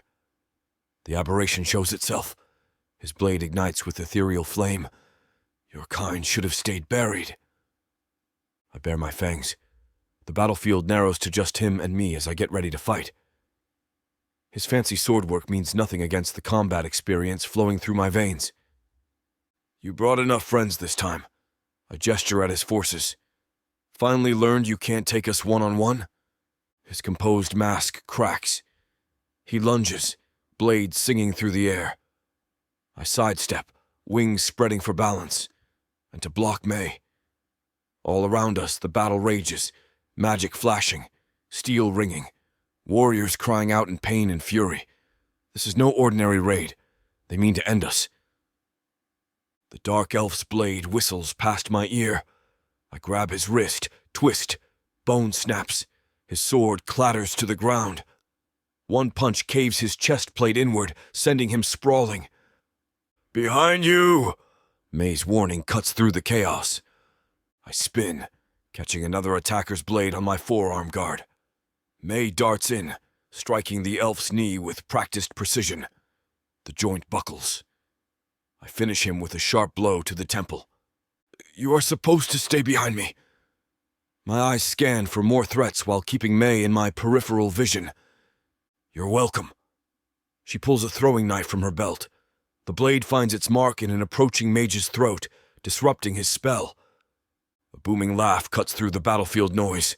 A dark elf commander strides forward, his ornate armor marking him as high-ranking. Purple energy crackles around his hands. Look at you scurrying about like Rodin. His voice carries across the chaos. Where's your precious first? Has she abandoned her children already? My muscles tense. He shouldn't know that. What's wrong, Vraken? He spreads his arms wide, magic dancing between his fingers. Did Mother Dearest not tell you she was leaving? Or perhaps... His lips curl into a cruel smile. Perhaps she didn't have a choice. May shifts closer to my side. He's trying to bait you.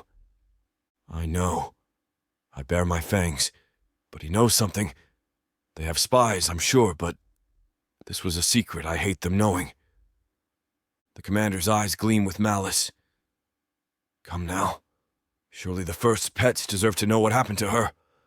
Or are you too busy playing nursemaid to this human trash? Magic explodes from his hands. I wrap my wings around May, shielding her as violet fire washes over us. The heat sears my back, but I've endured worse. Your arrogance betrays you. I straighten, unfurling my wings. The first taught us well. Never reveal your advantages to the enemy. I launch myself at the commander, wings propelling me forward with supernatural speed. His magic tears through the air where I was standing. Amateur mistake, telegraphing his attacks. May darts left while I go right, our practiced flanking maneuver catching him off guard. His shield spell only covers his front. Her knife finds the gap in his armor at his shoulder. He howls, magic flickering. Now! I drive my fist into his chest. Enchanted armor crumples like paper. He crashes into two of his soldiers, taking them down. Watch the mages! May's voice cuts through the chaos. 3 dark elf spellcasters weave their magic together, purple energy coalescing into a deadly storm. I grab May and take to the air as lightning rips through where we stood. Below, our warriors press the advantage, exploiting the opening in their lines. They are exposed there. May points to a gap in their formation. Drop there. Like hell. I bank hard right as another spell screams past. You're staying. Trust me. She squeezes my arm. We can help. I growl, but dive toward the gap. May runs as we land, pulling out a knife that I didn't know she had. She strikes at the nearest dark elf's hamstring, bringing him down. The disruption spreads through their ranks like ripples in water. My wings snap wide as I pull up, drawing their fire. Spells light up the night sky, but none connect. I've fought their kind too long to fall for predictable patterns. Push them back! My voice carries across the battlefield. Our warriors surge forward, coordination drilled into muscle memory paying off. The Dark Elves' formation crumbles. Without their commander's magic anchoring their spell matrix, their coordinated attacks fall apart. One by one, they retreat into the shadows, dragging their wounded. May appears at my side, breathing hard but unhurt. "I think I would make a good fighter," she says with a teasing lilt. "No." I scan the tree line, making sure they're truly gone. "Go be a healer." At least then, it wouldn't feel like my heart was trying to leave my chest. Our warriors move with practiced efficiency, securing the camp. May slips off the check on the wounded. The Dark Elves may have fled, but they'll be back. I move through the aftermath, wings trailing behind me. The metallic tang of blood fills the air. Dark elf blood, rich with magic. Bodies litter the ground, their elegant armor now dented and torn, their faces frozen in expressions of hatred even in death. May works beside our healers, her medical training proving invaluable. She catches my eye but doesn't stop her work, pressing herbs into a warrior's wound. My gaze sweeps across our camp, broken weapons, scattered supplies, scorched earth from their spells. We won this battle, but at what cost? Each raid grows bolder, their numbers larger. They know something about the First's disappearance, something that gives them confidence to strike so openly. We're immortal, yes, but that doesn't make us invincible. And as I look around, I take in how many of the bodies on the ground are Vraken. They won't die, but they will need time to heal. Time we may not have. The cold truth settles in my gut like lead. Without the First's guidance, without Akaldama's blessing, we're fighting a losing battle. Our numbers dwindle while they throw endless waves at us. Even immortality has its limits. A breeze carries the acrid smell of burnt flesh and spent magic. In the distance, thunder rumbles, or perhaps more dark elf forces gathering. We can't distinguish friend from foe anymore, not with both our deities gone silent. My fingers trace the worn pommel of my sword. How long before they return with twice these numbers? 3 times? The First would know what to do. She always did. But she's gone, leaving us to face this alone. I look at my people, proud, fierce, but tired. So tired.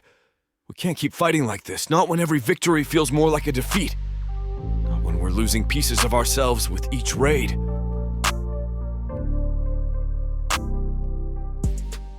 This huge orc brings out the animal in me. In a world where humans have been driven underground, living like rats is the only way to stay safe from the marauding orcs. All my life, my only job has been to make sure I have enough to eat. These orcs of the Burning Sun clan will vow to keep their human mates safe. There is a nobleness to these giant savages, alpha male warriors who will protect their women at all costs. Get this complete series of books following the Burning Sun clan for 70% off. Each book is a full-length monster romance that features a giant orc with eyes for his beloved, curvy human. Happily ever after guaranteed. Protheka's magic is eternal. This bundle will show you that size really does matter.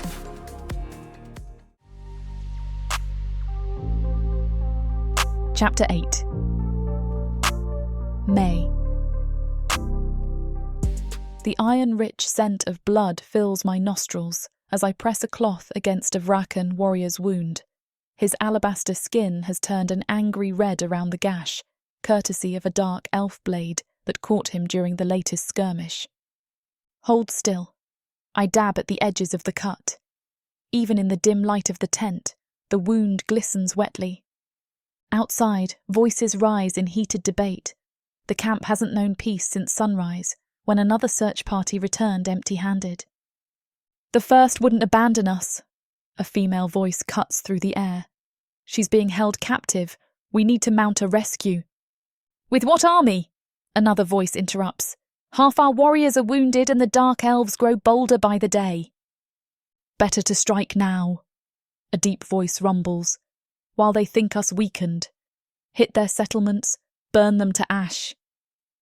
I catalogue that, not realising that the dark elves were building settlements while we maintained our war camp. And expose ourselves to the sun? Brilliant strategy. I wince, knowing that's a sore subject. Some Vraken have no trouble, and some manage to maintain a glamour. My patient tenses under my hands as the argument outside intensifies. Through the tent's thin walls, shadows dance and weave as Vraken gesture wildly at each other. The new leadership is getting us nowhere, someone spits. We need decisive action. They keep us alive, a woman's voice rings with authority. Or have you forgotten how many we lost in the last foolish assault? At least we were doing something instead of cowering in these woods like prey. Enough! A voice cuts through everything. Your squabbling serves no one. Raina, surely you see. I see dissent weakening us further, she snarls. The first's absence has fractured us, yes, but turning on each other? That's exactly what our enemies want. I keep my head down, focusing on my work while trying to catch every word. The political drama unfolding around me could mean life or death for everyone in this camp, myself included. The voices continue to rise and fall outside like waves breaking against rocks, each faction convinced their path is the only way forward. I finish binding my patient's wound, knowing there will be many more before this war is done. I finish wrapping the last bandage and decide to take a break. Standing, I walk outside in time to see Ike moving through the gathered crowd, his massive wings folded tight against his back. The other Vraken part before him like water around a stone. His silver eyes lock onto Brinda and Raziel, who must have just come up to deal with the commotion. I would have heard them otherwise. Brinda is pretty, firm in her leadership, and wouldn't have let this carry on for so long. There's something in those caves. His German accent thickens with urgency. A power I've only felt once before. Brinda's fiery curls catch the dim light as she turns. What kind of power? It. Ike's hands flex at his sides. It sings, like blood calling to blood. The magic pulses through the rock itself, different from anything on the surface. But it feels like the magic of the portal that brought us here. Where is this? Brinda spreads her dark wings. Ike gestures behind him. In the cave system that branches east, one of the ones we investigated. I guess Brinda forgot to get a report given the attack that was underway when we got back. We're all just now catching our breath. Not crystal, not quite. But it draws you in, makes you feel stronger. Raziel's wings snap open, casting long shadows. There's magic everywhere. His dark eyes narrow. Why would we move to caves when it could end in us trapped during an ambush? I think it's more than that. Ike's jaw tightens. It could be a portal itself. Or it's a trap. Brinda paces, her movements fluid despite her agitation. They could be herding us exactly where they want us. With respect, Ike's accent thickens further. I think it should at least be investigated. Cave systems have been useful in wars where we come from. Why not here? I keep quiet, but my mind races. As a climber, I've explored plenty of caves. I've even been here in this camp during the magical fights. Nothing felt like this cave when we went. But I don't weigh in. I doubt a human's opinion would help much. Your military experience means little here. One of the members of leadership sneers. Actually, Brinda holds up a hand. Tactical expertise is exactly what we need. The Dark Elves are pushing us into defensive positions. If there's even a chance of finding an advantage.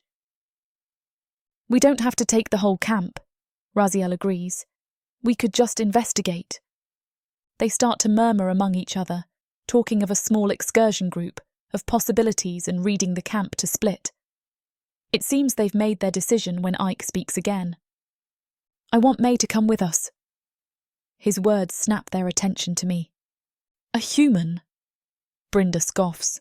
"For what?" She's a trained medic and an experienced climber. She helped me find the magic the first time. Ike stands straighter, wings rustling. "If anyone gets hurt down there, we'll need her skills. And she knows cave systems." Brynda just stares at him. "I'll take responsibility for her safety." Ike's tone brooks no argument. Raziel runs a hand through his dark hair. "A small team then. Me, Brynda, Ike, May, and 2 guards. We move fast, stay quiet, and if anything feels wrong, we retreat immediately." "Agreed." Brynda nods sharply. "We leave in an hour. May, gather whatever medical supplies you think we'll need." The crowd disperses, leaving me standing next to Ike. His silver eyes meet mine. "Are you sure you want to take me?" I say quietly. "I don't make decisions based on sentiment." His voice is gruff. "You're qualified, so you're going." But I don't quite think that's the reason he refuses to leave me here at the camp.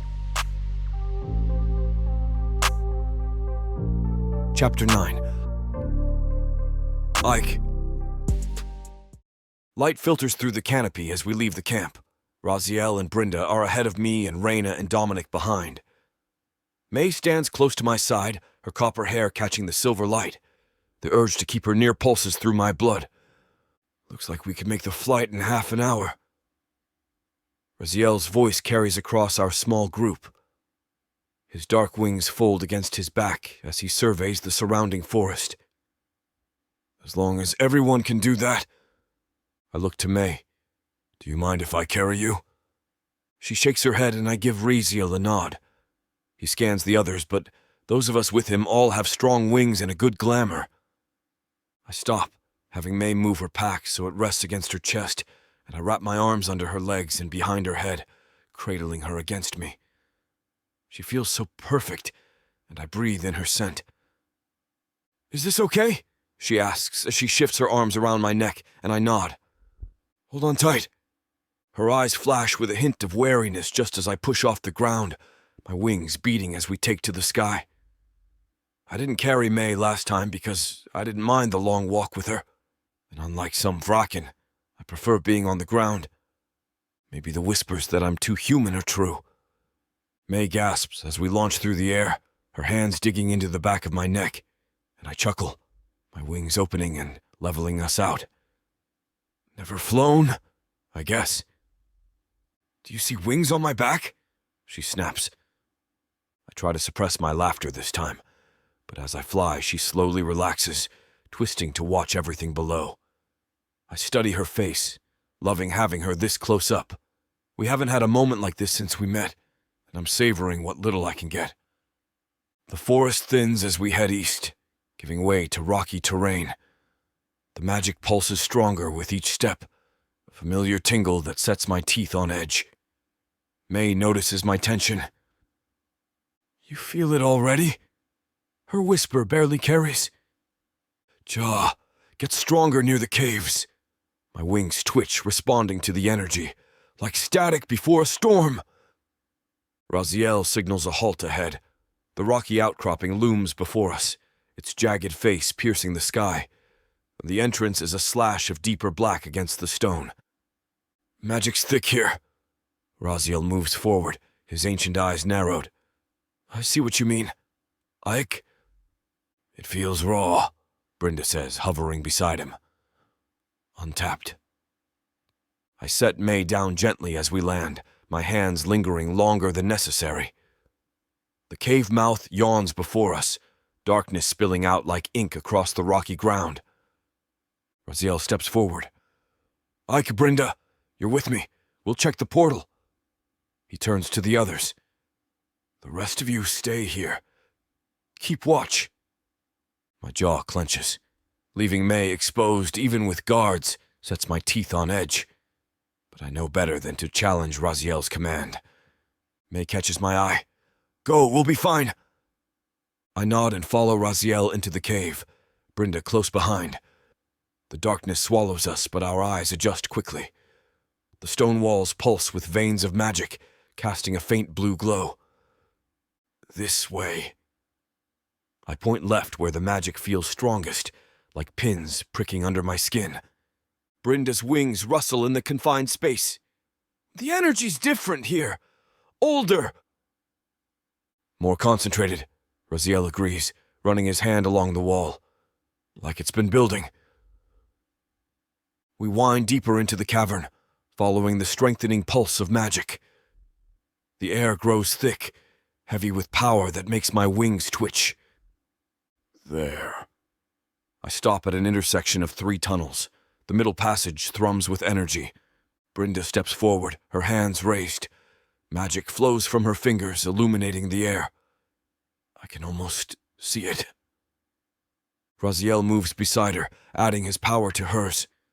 The combined magic reveals what our eyes couldn't.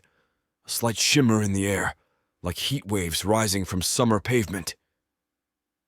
The portal, Raziel's voice echoes off the walls. It's stable, but... He frowns. Something's different about this one. I reach out, not touching but feeling the energy radiating from the doorway. My wings spread slightly in response to the magic. What is it? I ask. Concentrated energy. More volatile. Brynda seems to catalog to herself. Nyx told me that there were pocket dimensions. Raziel muses. I wonder if this is one of those... a wild spawn. There's only one way to find out! Brynda starts striding forward. I hesitate, watching Brynda disappear through the shimmering barrier. Raziel glances back at me, his dark eyes reflecting the magical glow. But then he follows after her. Taking a deep breath, I follow, hoping that the portal doesn't vanish with us. The magic washes over me like stepping into a warm bath, tingling across my skin and through my wings. The cavern that I materialize in steals my breath. The chamber stretches impossibly high, the ceiling lost in darkness above. Veins of pure magic pulse through the stone walls in intricate patterns, casting everything in an ethereal blue-white light. The air itself feels alive, crackling with energy. Scheisse! I breathe. This is incredible. Brynda spreads her wings wide, the magic seeming to dance along her feathers. I feel stronger already. She's right. The constant ache in my wings from our long flight has vanished. A cut on my forearm from an earlier training session has already healed, not even leaving a scar.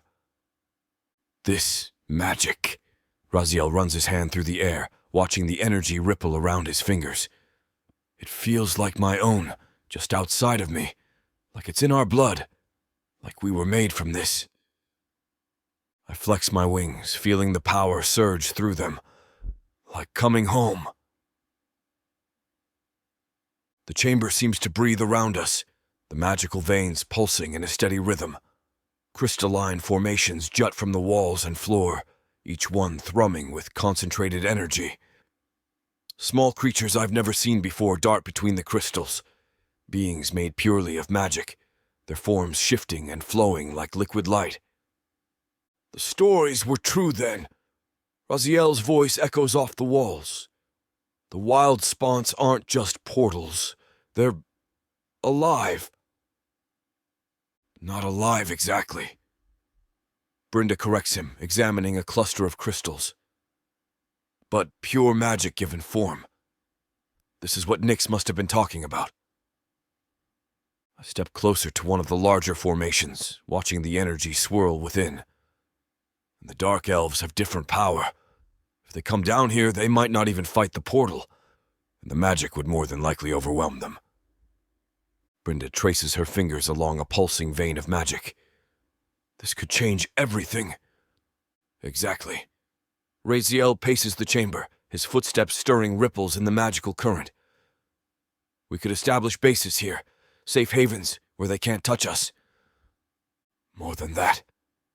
Brynda's voice rises with excitement. This magic is making us stronger, healing us faster.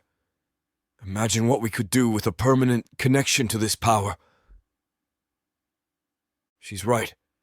I can feel it humming through my blood, singing to something primal inside me. My wings have never felt stronger, the muscles boosted by the magic. A fortress. The word slips from my lips as the realization hits. Not just a hiding place, a stronghold, one they can't breach without destroying themselves. Raziel nods slowly. The dark elves will think they've pushed us underground, made us weak. But they won't understand. They've given us exactly what we needed. They forced us right into our source of power. Brenda laughs, the sound echoing off the crystalline walls. And they'll be too afraid to follow. The chamber pulses around us as if responding to our understanding. The magical creatures dance through the air, their light forms swirling in complex patterns. This is what we've been searching for. Not just survival, but a place all our own. Chapter 10. May. The cave mouth gapes like a wound in the mountainside, dark and forbidding against the sky. I pace along the perimeter, scanning the tree line, while keeping one ear trained on any sounds from within. Nothing but echoes so far. A patch of silvery leaves catches my eye near the cave entrance. I crouch down, running my fingers over the familiar serrated edges. Moonwort, perfect for reducing fever. The rich, earthy scent reminds me of the greenhouse back in Munich. Just stay within sight, I mutter to myself, remembering Ike's concern before he disappeared into the darkness with the others. I work my way along the rocky ground, filling my satchel with useful finds. The vegetation here is different from what's around the camp, but my training helps identify similar properties. A cluster of deep purple flowers yields potent pain-relieving seeds. Fuzzy orange moss that could help stop bleeding. The rough stone scrapes my palms as I climb up a small outcropping, spotting what looks like fever bark growing in a crevice. Its pale blue inner flesh has saved more than a few lives in the medical wing. If you're planning to wander off, I should remind you there are worse things than Vraken in these woods. I whirl around to find Dominic emerging from the cave entrance, wings folded tight against his back. I'm staying in sight, just gathering supplies while I wait. I hold up my partially filled satchel. Better than standing around doing nothing. He nods, scanning the tree line. They're still searching. Might be a while yet. Found anything useful? Nothing yet, but Ike seems certain. He looks to Raina. Keep watch. I should head back in. I return to my methodical gathering, though my eyes dart more frequently to the cave mouth now, wondering what they're finding in those dark depths. A flash of movement catches my eye, shadows shifting unnaturally between the trees. My breath catches as I spot the telltale violet glow of dark elf magic. Raina. I see them. Her pale features harden as she draws her blade. Get inside. Now. But move! She shoves me toward the cave entrance. Dominic, we have company. I stumble into the darkness, my heart hammering. Behind me, Dominic bursts from the shadows, wings unfurling as he races past. The clash of steel rings out, followed by shouts and the crackle of magic. Where did everyone else go? The tunnel branches ahead, curving deeper into the mountain. My fingers trail along the rough wall as I run, trying to remember which path Ike took. Something shifts in the air, a ripple of energy that makes my skin tingle. The stone beneath my palm pulses with an alien warmth. I jerk back, but the sensation follows, building like static before a storm. The tunnel walls shimmer, veins of light threading through the rock like liquid silver. The very air feels charged, alive. My next breath fills my lungs with pure energy that sets every nerve ending ablaze. What the? My foot catches on uneven ground. I pitch forward, bracing for impact, But instead of stone, I fall through empty space. Colours explode behind my eyes as reality twists sideways. I hit the ground hard, gasping. The cave floor beneath me thrums with power, sending waves of sensation up my arms. Crystalline formations stud the walls, pulsing with their own inner light. May? Ike crouches beside me, his wings casting shifting shadows in the ethereal glow. His silver eyes are wide with concern. Where are we? I manage, still trying to catch my breath. You found the wild spont. He helps me up, steadying me as the foreign magic continues to dance across my skin. Though not quite how I planned to show you. Dark elves. They found us. I grab Ike's arm, my words tumbling out. Raina and Dominic are holding them off, but... How many? Raziel materializes from the shadows, wings unfurling. I saw at least 5, maybe more in the trees. Brinda's lips curl into a predatory smile. Perfect. I was getting bored down here. The 3 Vraken exchange glances, some unspoken communication passing between them. The wild spont's energy crackles through the air, making my skin prickle. They dive back through the portal, and I follow on their heels. But they don't have to go far before they find the dark elves. The veins of light in the cave walls pulse faster, almost like a heartbeat as the first scream pierces the air. Rounding the corner, I see Raziel move like liquid shadow, faster than I've ever seen a Vraken move. His wings snap out, catching one elf across the chest and sending them flying into the cave wall with a sickening crunch. "Behind you!" Brinda calls out. Her magic manifests as crimson threads that wrap around 2 elves, yanking them off their feet before they can complete their spell. Ike tears through their ranks like a force of nature. The wild spont's energy flows through him, turning his usual calculated movements into something terrifyingly graceful. An elf raises their hands, violet magic gathering. But Ike is already there, crushing their throat. Is that all? Brinda sounds disappointed as she kicks a fallen elf. I expected more of a challenge. There's another group coming, Dominic says as he rushes in, Raina on his heels. But already I see the magic of the caves helping heal him as wounds stitch closed before my eyes. I count 8. Good. Ike's wings stretch wide, silver light dancing along the edges. Let them come! The next wave crashes against them like water on rocks. The Vraken move in perfect sync, the wild spont amplifying their natural abilities to devastating effect. Bones snap, blood sprays, magic flares and dies. It's over in moments. The tunnel floor is littered with broken bodies, their violet eyes now dull and lifeless. And I see now how the wild spont could save all the Vraken. My parents sold me to the dark market. I am the avatar of chaos, and nothing will stop me from fulfilling the prophecy. Looks like you're the only one left. Take a step forward. It's her. She's the woman from the prophecy. My key to godhood. This is Delia. Starting price is 3 ducats. You will wed soon and restore the Enoch family name. Okay. I'll lower it down even more. 2 ducats. Who wants to buy Delia for 2 ducats? She is my mate. Destiny has foretold it. You don't know anything about me, and you want me to marry you? You're nothing but a human toy to be used and discarded. Hold on. How about 1 ducat? Does anyone want her? A gilded cage is still a cage. 6 ducats. 6 ducats for Delia. I'll give you revenge on your parents if you marry me. Okay, I'll marry you. Godhood is mine for the taking.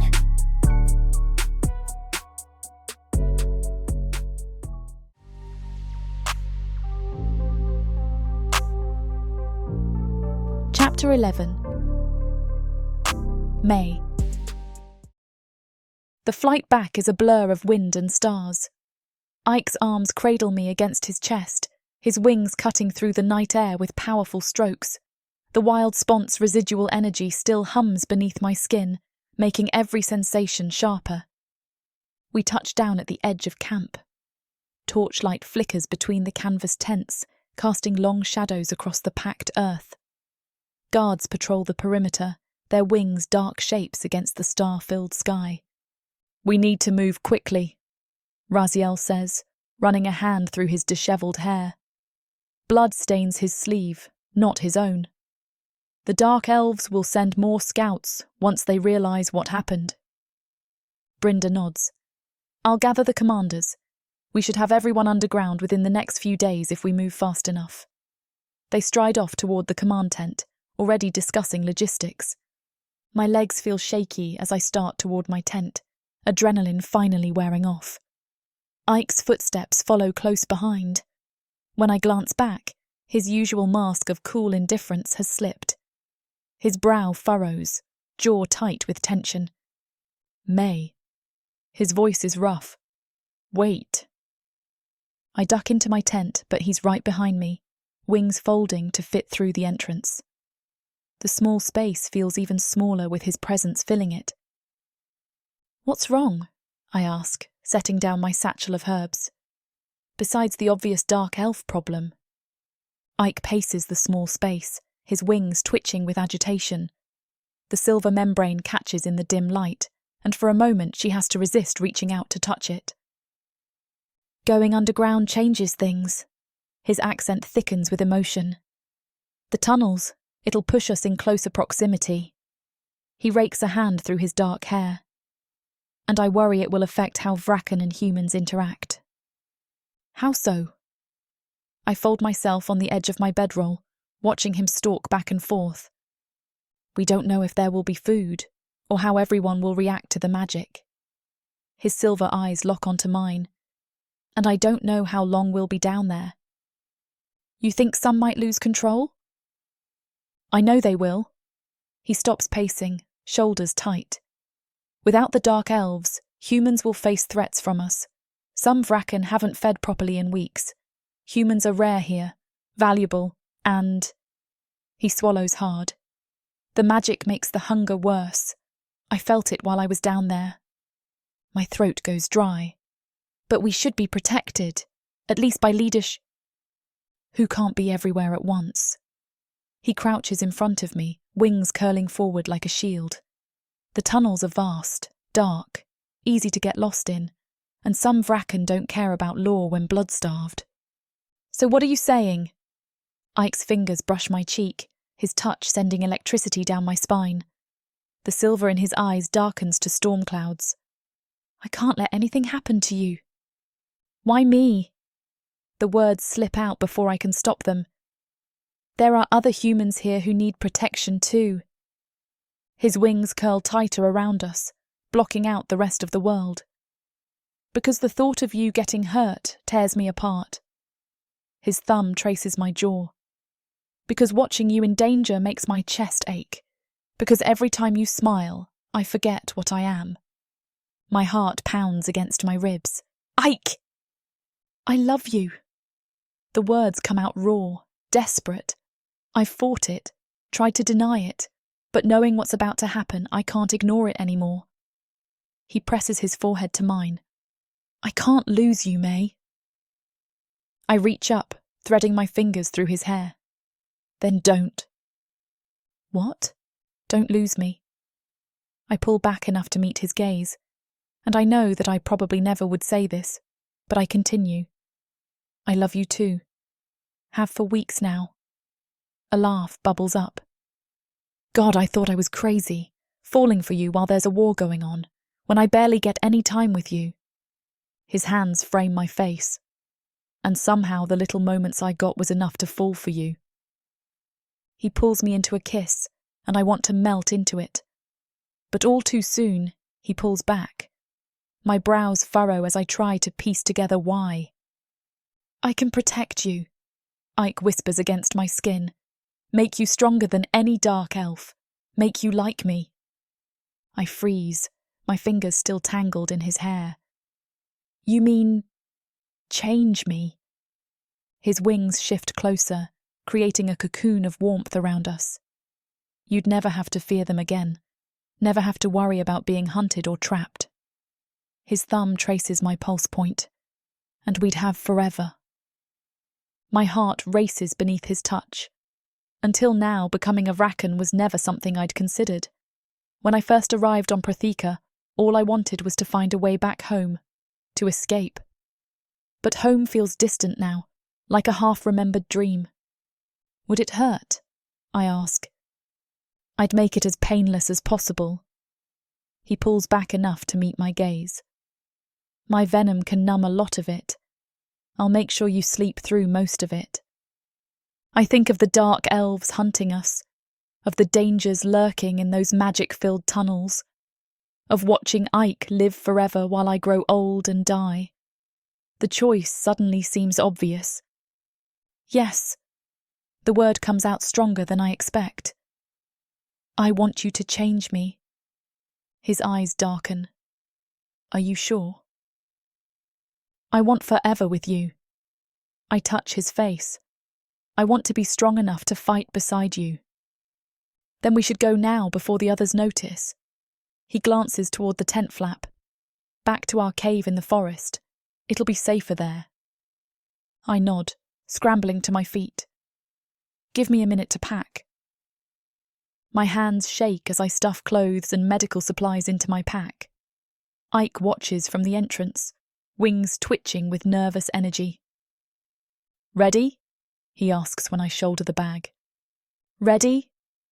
He scoops me into his arms, and we take off into the night.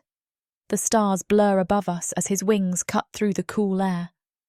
Below, the forest stretches endless and dark, but I'm not afraid. Not anymore.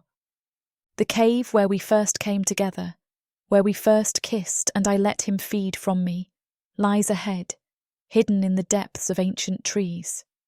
Soon it will be where I die as a human and rise as something more, something stronger, something worthy of forever. Chapter 12. Ike. I settle May on the bedroll she brought, the cave floor hard beneath, but the bed soft enough to cushion her. She shivers, not from cold, but anticipation, her eyes never leaving mine. I lean in, my mouth finding hers, a distraction and a promise. She responds instantly, pulling me against her, her fingers digging into my shoulders. Good. I want to help her relax, and the tension coming off her makes me wary to change her out at all. Ike, she whispers against my lips, her voice a soft plea. I deepen the kiss, my tongue exploring her mouth, tasting her. Her body arches against mine, fitting perfectly despite our size difference. As much as Samara and I want to finish what these two characters have started, it looks like this chapter is about to get too hot for this platform to handle. Unfortunately, we have to pause here because their guidelines won't allow us to reveal the spiciest details. To keep bringing you these free audiobooks, we have to follow their rules. But don't worry.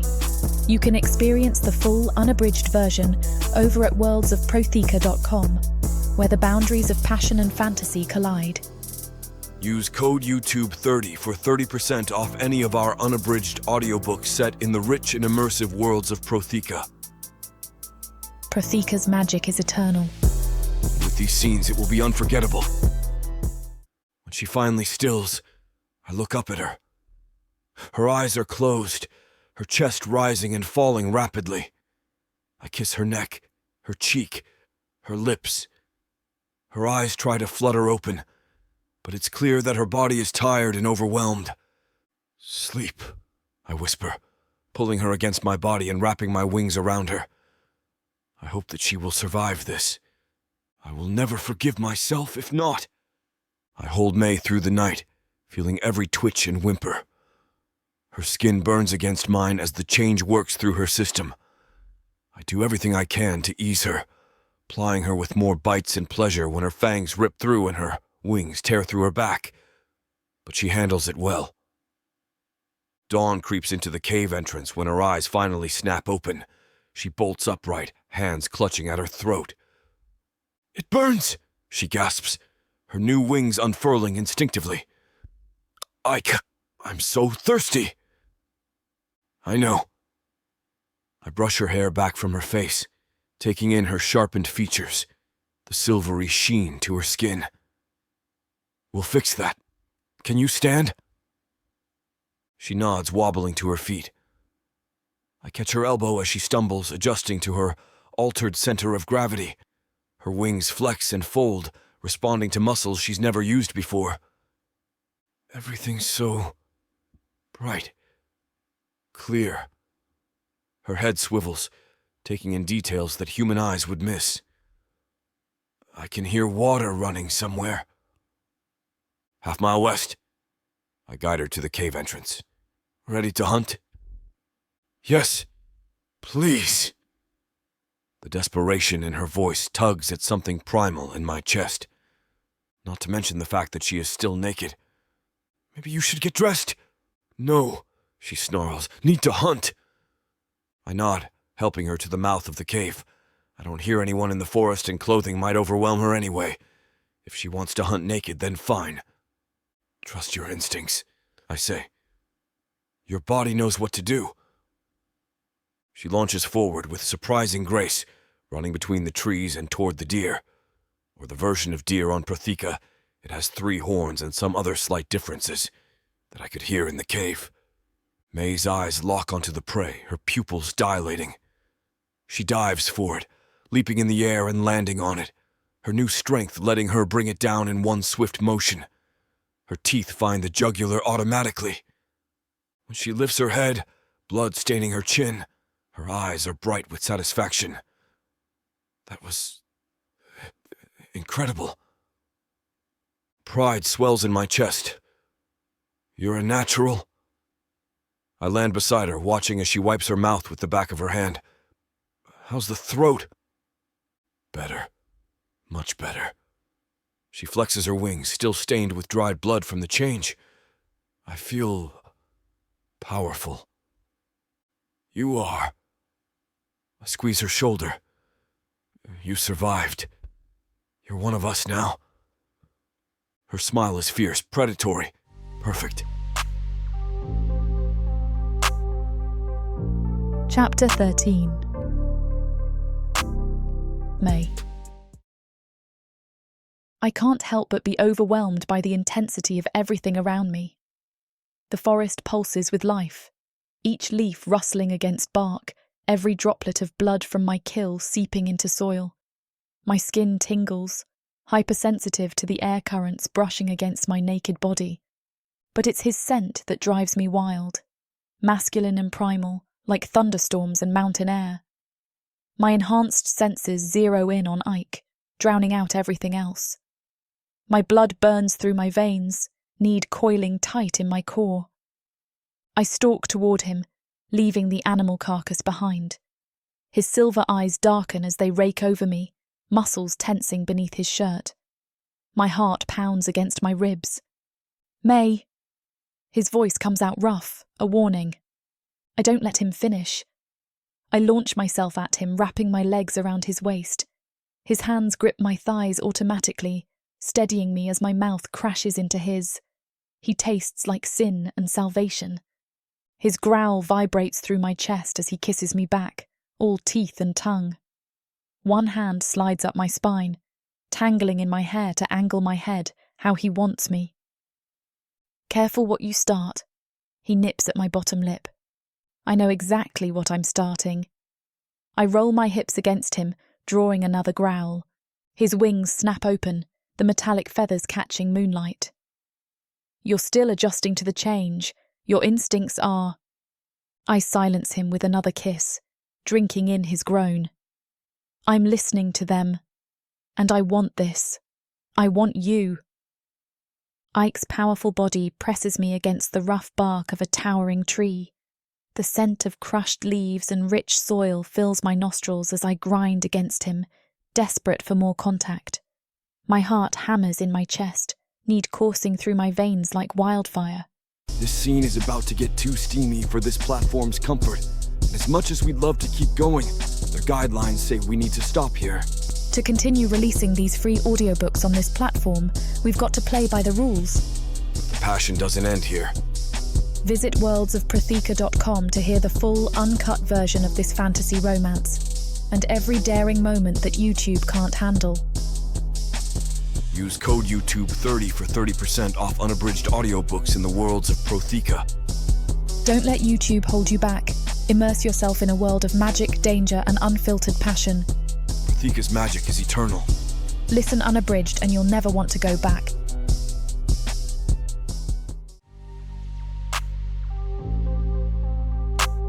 Chapter 14. Ike. The forest thins as May and I emerge near the makeshift camp. Dozens of Vraken and humans scatter between the trees, dismantling tents and loading supplies onto floating platforms held aloft by magic. The morning sun filters through the canopy, making me grateful for the sun glamour still holding strong. We need to move faster.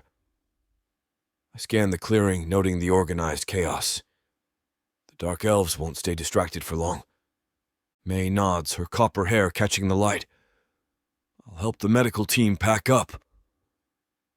Be quick. I watch her weave through the crowd before turning my attention to the guards posted at the perimeter. The next few hours blur together as we shepherd people east, having them follow the convoy Brynda and Razia lead. My wings itch to stretch, but I keep them tight against my back as I walk alongside the group. The humans tire quickly, unused to the pace, but none complain. They know what awaits them if we're caught. Soon I spot our destination. The cave entrance appears unremarkable. A jagged slash in the mountainside barely wide enough for two to walk abreast. But I feel the magic humming beneath my feet, calling to the power in my blood. Single file through the portal, I command, positioning myself at the entrance. Keep moving once you're inside. You will be directed to your assigned sectors. The humans gasp as they pass through, the wild spawn's magic washing over them. The cavern beyond sparkles with veins of pure magic threading through the stone walls, casting everything in a soft, pulsing glow. It's beautiful, May whispers as we pass through, her green eyes wide and able to take the space in this time. Like the northern lights trapped in crystal. Some people collapse against the walls in exhaustion, while others immediately begin unpacking. The air thrums with possibility, with the promise of safety. Welcome home, I mutter, more to myself than anyone else. I lead May deeper into the tunnel system, our footsteps echoing off crystalline walls. The magic-infused veins pulse brighter as we pass, responding to my presence. These chambers branch out for miles, I explain, ducking under a low archway. Natural formations carved by the magic flow. The space opens into a circular room with smooth walls and a dome ceiling. Crystalline formations jut from the ground like natural columns, their faces reflecting the magical light. Perfect sight lines. May walks the perimeter, her nurse's eye assessing. High ceiling for air circulation. Those crystal formations could work as privacy screens between beds. We'll need to figure out storage, though. The back wall. I press my palm against the stone, feeling the thrum of magic. We can shape small alcoves for supplies. She raises an eyebrow. Shape them? I demonstrate, channeling magic through my hand. The rock softens like clay, allowing me to carve out a deep shelf. The stone here responds to our magic, makes it easier to create living spaces. That's incredibly useful. We continue through a twisting passage that opens into an even larger cavern. A waterfall of pure magic cascades down one wall, casting rainbow reflections across the chamber. This could be the main hall, I say. Communal dining, meetings, gatherings. May spins slowly, taking in the vast space. The acoustics are incredible, and that magical fall, it's like liquid auroras. It also purifies the air. I stretch my wings slightly, enjoying the open space. The magic saturates everything here, makes it easier to maintain glamours, heal injuries. It's perfect. She peers down a side tunnel. How many more chambers are there? Dozens. Some natural, some carved out over centuries. We'll need them all. Show me more? I nod, Gesturing toward another passage, the magic pulses brighter as we walk, welcoming us home. I lead May down another crystalline corridor, mapping each turn in my mind. The passages twist upward, following natural fissures in the rock, until we reach a chamber that makes my tactical instincts sing. This one. I step into the high-ceiling space, my wings finally spreading to their full span. The chamber sits like a crow's nest with 3 separate tunnel entrances, providing quick escape routes. Magic-infused veins pulse across the curved walls, stronger here than in the lower levels. May walks the perimeter, her fingers trailing along the glowing stone. It's right above the medical ward. You noticed? Of course I did. She taps the floor with her boot. We could probably hear if there's an emergency below. I press my palm against the wall, letting my magic seep into the rock. The stone softens and I carve out a series of deep alcoves. Storage here. Weapons cache in the back corner. Already fortifying? Her lips quirk up. Always. I move to the opposite wall, shaping a raised platform that could serve as seating or sleeping space. The elevation gives us advantages. Clear sightlines down all approaches, multiple exit points. And the magical current is stronger. May closes her eyes, and I wonder if she can feel it yet. That electric hum in her blood that comes with being near a wild spot. It's like standing in a stream of pure energy. I shape another alcove, larger this time. The height concentrates the magic flow, like wind through a mountain pass. Speaking of wind, she points to a natural chimney in the ceiling, barely visible in the crystalline glow. Natural ventilation. And another escape route, I'm guessing? If needed. I test the rock beneath the opening. Solid. Defensible. It leads to a series of smaller caves near the surface. Perfect for a paranoid ex-military Vrakin and his human healer. I grunt in response, but she's not wrong. The chamber hits every point on my mental checklist. Defensible, accessible, close to medical support. The strong magical current is an unexpected bonus, one that will help maintain my sun glamour and speed healing if needed. May claims one of the carved alcoves, already planning how to organize medical supplies. I watch her work, noting how the magical light catches in her copper hair. I step behind May as she organizes supplies, wrapping my arms around her waist and pulling her against my chest. The magic pulses stronger through the stone walls, responding to the surge of energy between us. Finally, I bury my face in her hair, breathing in her scent. No more running, no more looking over our shoulders every second. She melts back against me. You sure about that? You've been scanning exits since we walked in. Old habits. My lips brush her ear. But down here, we're safe. Protected. Just you and me without dark elf patrols breathing down our necks. She turns in my arms, sliding her hands up my chest. And what exactly do you plan to do with all this peace and quiet? I have ideas. I cup her face, tracing my thumb across her cheekbone. Starting with properly claiming this space, making it ours. Her pulse quickens under my touch. That sounds promising. No more cramped tents. I back her against the crystal-veined wall, caging her with my body. No more keeping quiet, no more rushing. Ike. Her fingers tangle in my shirt. I want to take my time with you. I lean down, letting my lips ghost across hers. Want to learn every inch. Want to hear exactly what sounds you make when there's no one around to hear. The magic thrums through the stone against her back, making her shiver.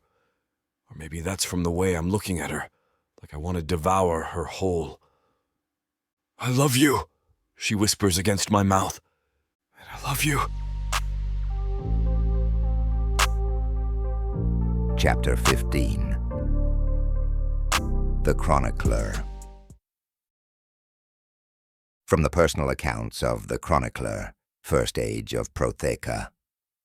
I remember the day the Vraken vanished beneath the surface as though it were yesterday, though in truth it was millennia ago. The Dark Elves' reaction was fascinating to witness, their pride and arrogance blinding them to the truth that lay right beneath their feet.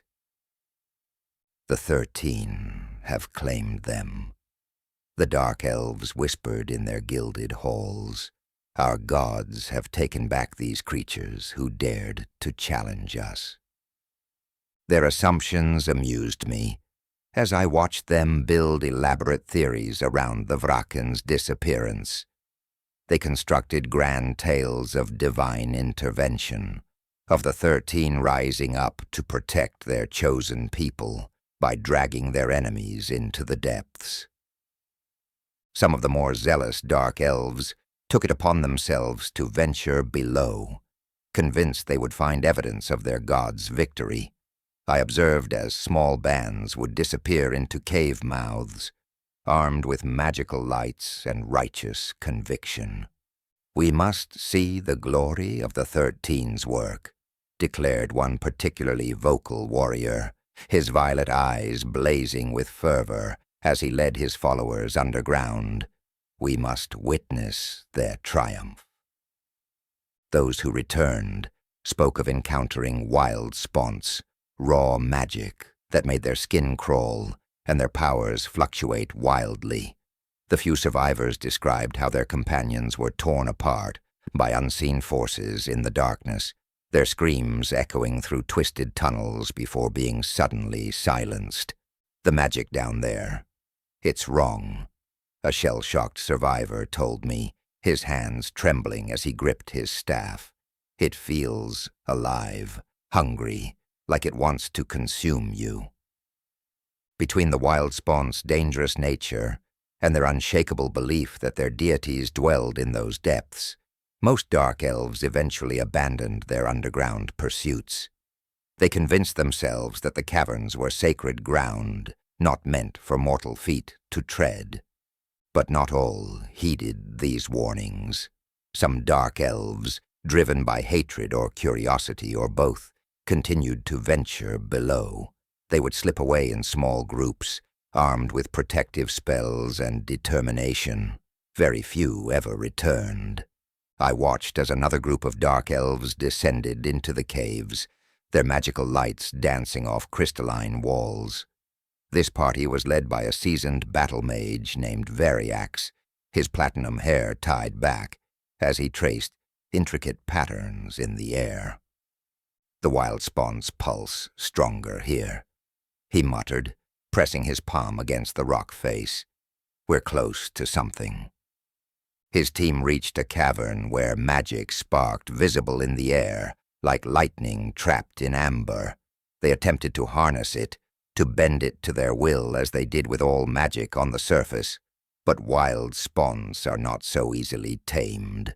The magic surged, wrapping around 3 of their party. In a flash, they vanished, transported who knows where. Well, of course I know where, but I don't have to share all my information, perhaps to the frozen wastes of the north, or the depths of the endless sea. Such is the nature of wild magic when wielded improperly. The remaining Dark Elves pressed on, emboldened rather than deterred by their losses. Their arrogance would be their undoing. They found what they sought, a Vraken nest deep within the twisting tunnels. But they were not prepared for what awaited them. The Vraken emerged from shadows, pale as death, and twice as swift. They moved like liquid darkness, their wings scraping stone as they descended upon the intruders. I observed as the Dark Elves' magic flickered and died, snuffed out by the raw power emanating from the wild spawn so that the Vraken had learned to harness. "Please," begged one of the Dark Elves as a Vraken seized him. "We only wished to—" His words cut off as his throat was slashed. Too bad the Vraken couldn't use the elves for blood. The Vraken didn't kill them all, though. Some they kept, chaining them in the depths as servants, a fate worse than the quick death their companions received. Though the Dark Elves died quickly underground. Those Dark Elves who managed to escape spread tales of the horrors below, but few believed them. Most assumed they'd simply gone mad from exposure to the wild magic. It was easier to believe that than face the truth, that their enemies had not been destroyed, but had instead found a new kingdom in the darkness. Within a few generations, the Vraken became nothing more than frightening bedtime stories. The Dark Elves convinced themselves that such monsters couldn't possibly exist. They were simply cautionary tales, meant to keep young ones from wandering too far from home. Until the Vraken decided it was time for them to come back to the surface. But that is a story for another time.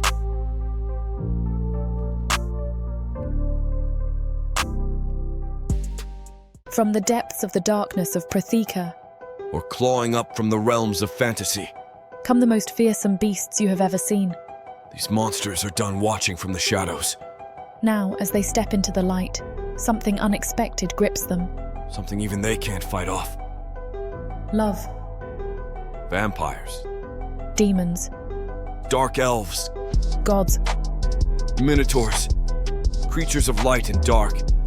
They will protect their mates. Do whatever needs to be done. Morally grey heroes who will burn the world to protect the women who love them. 10 audiobooks. Fall into over 60 hours of fantasy romance. 20 ebooks. Over 1 million words of these brutes who will protect their women. Even if they might destroy themselves in the process.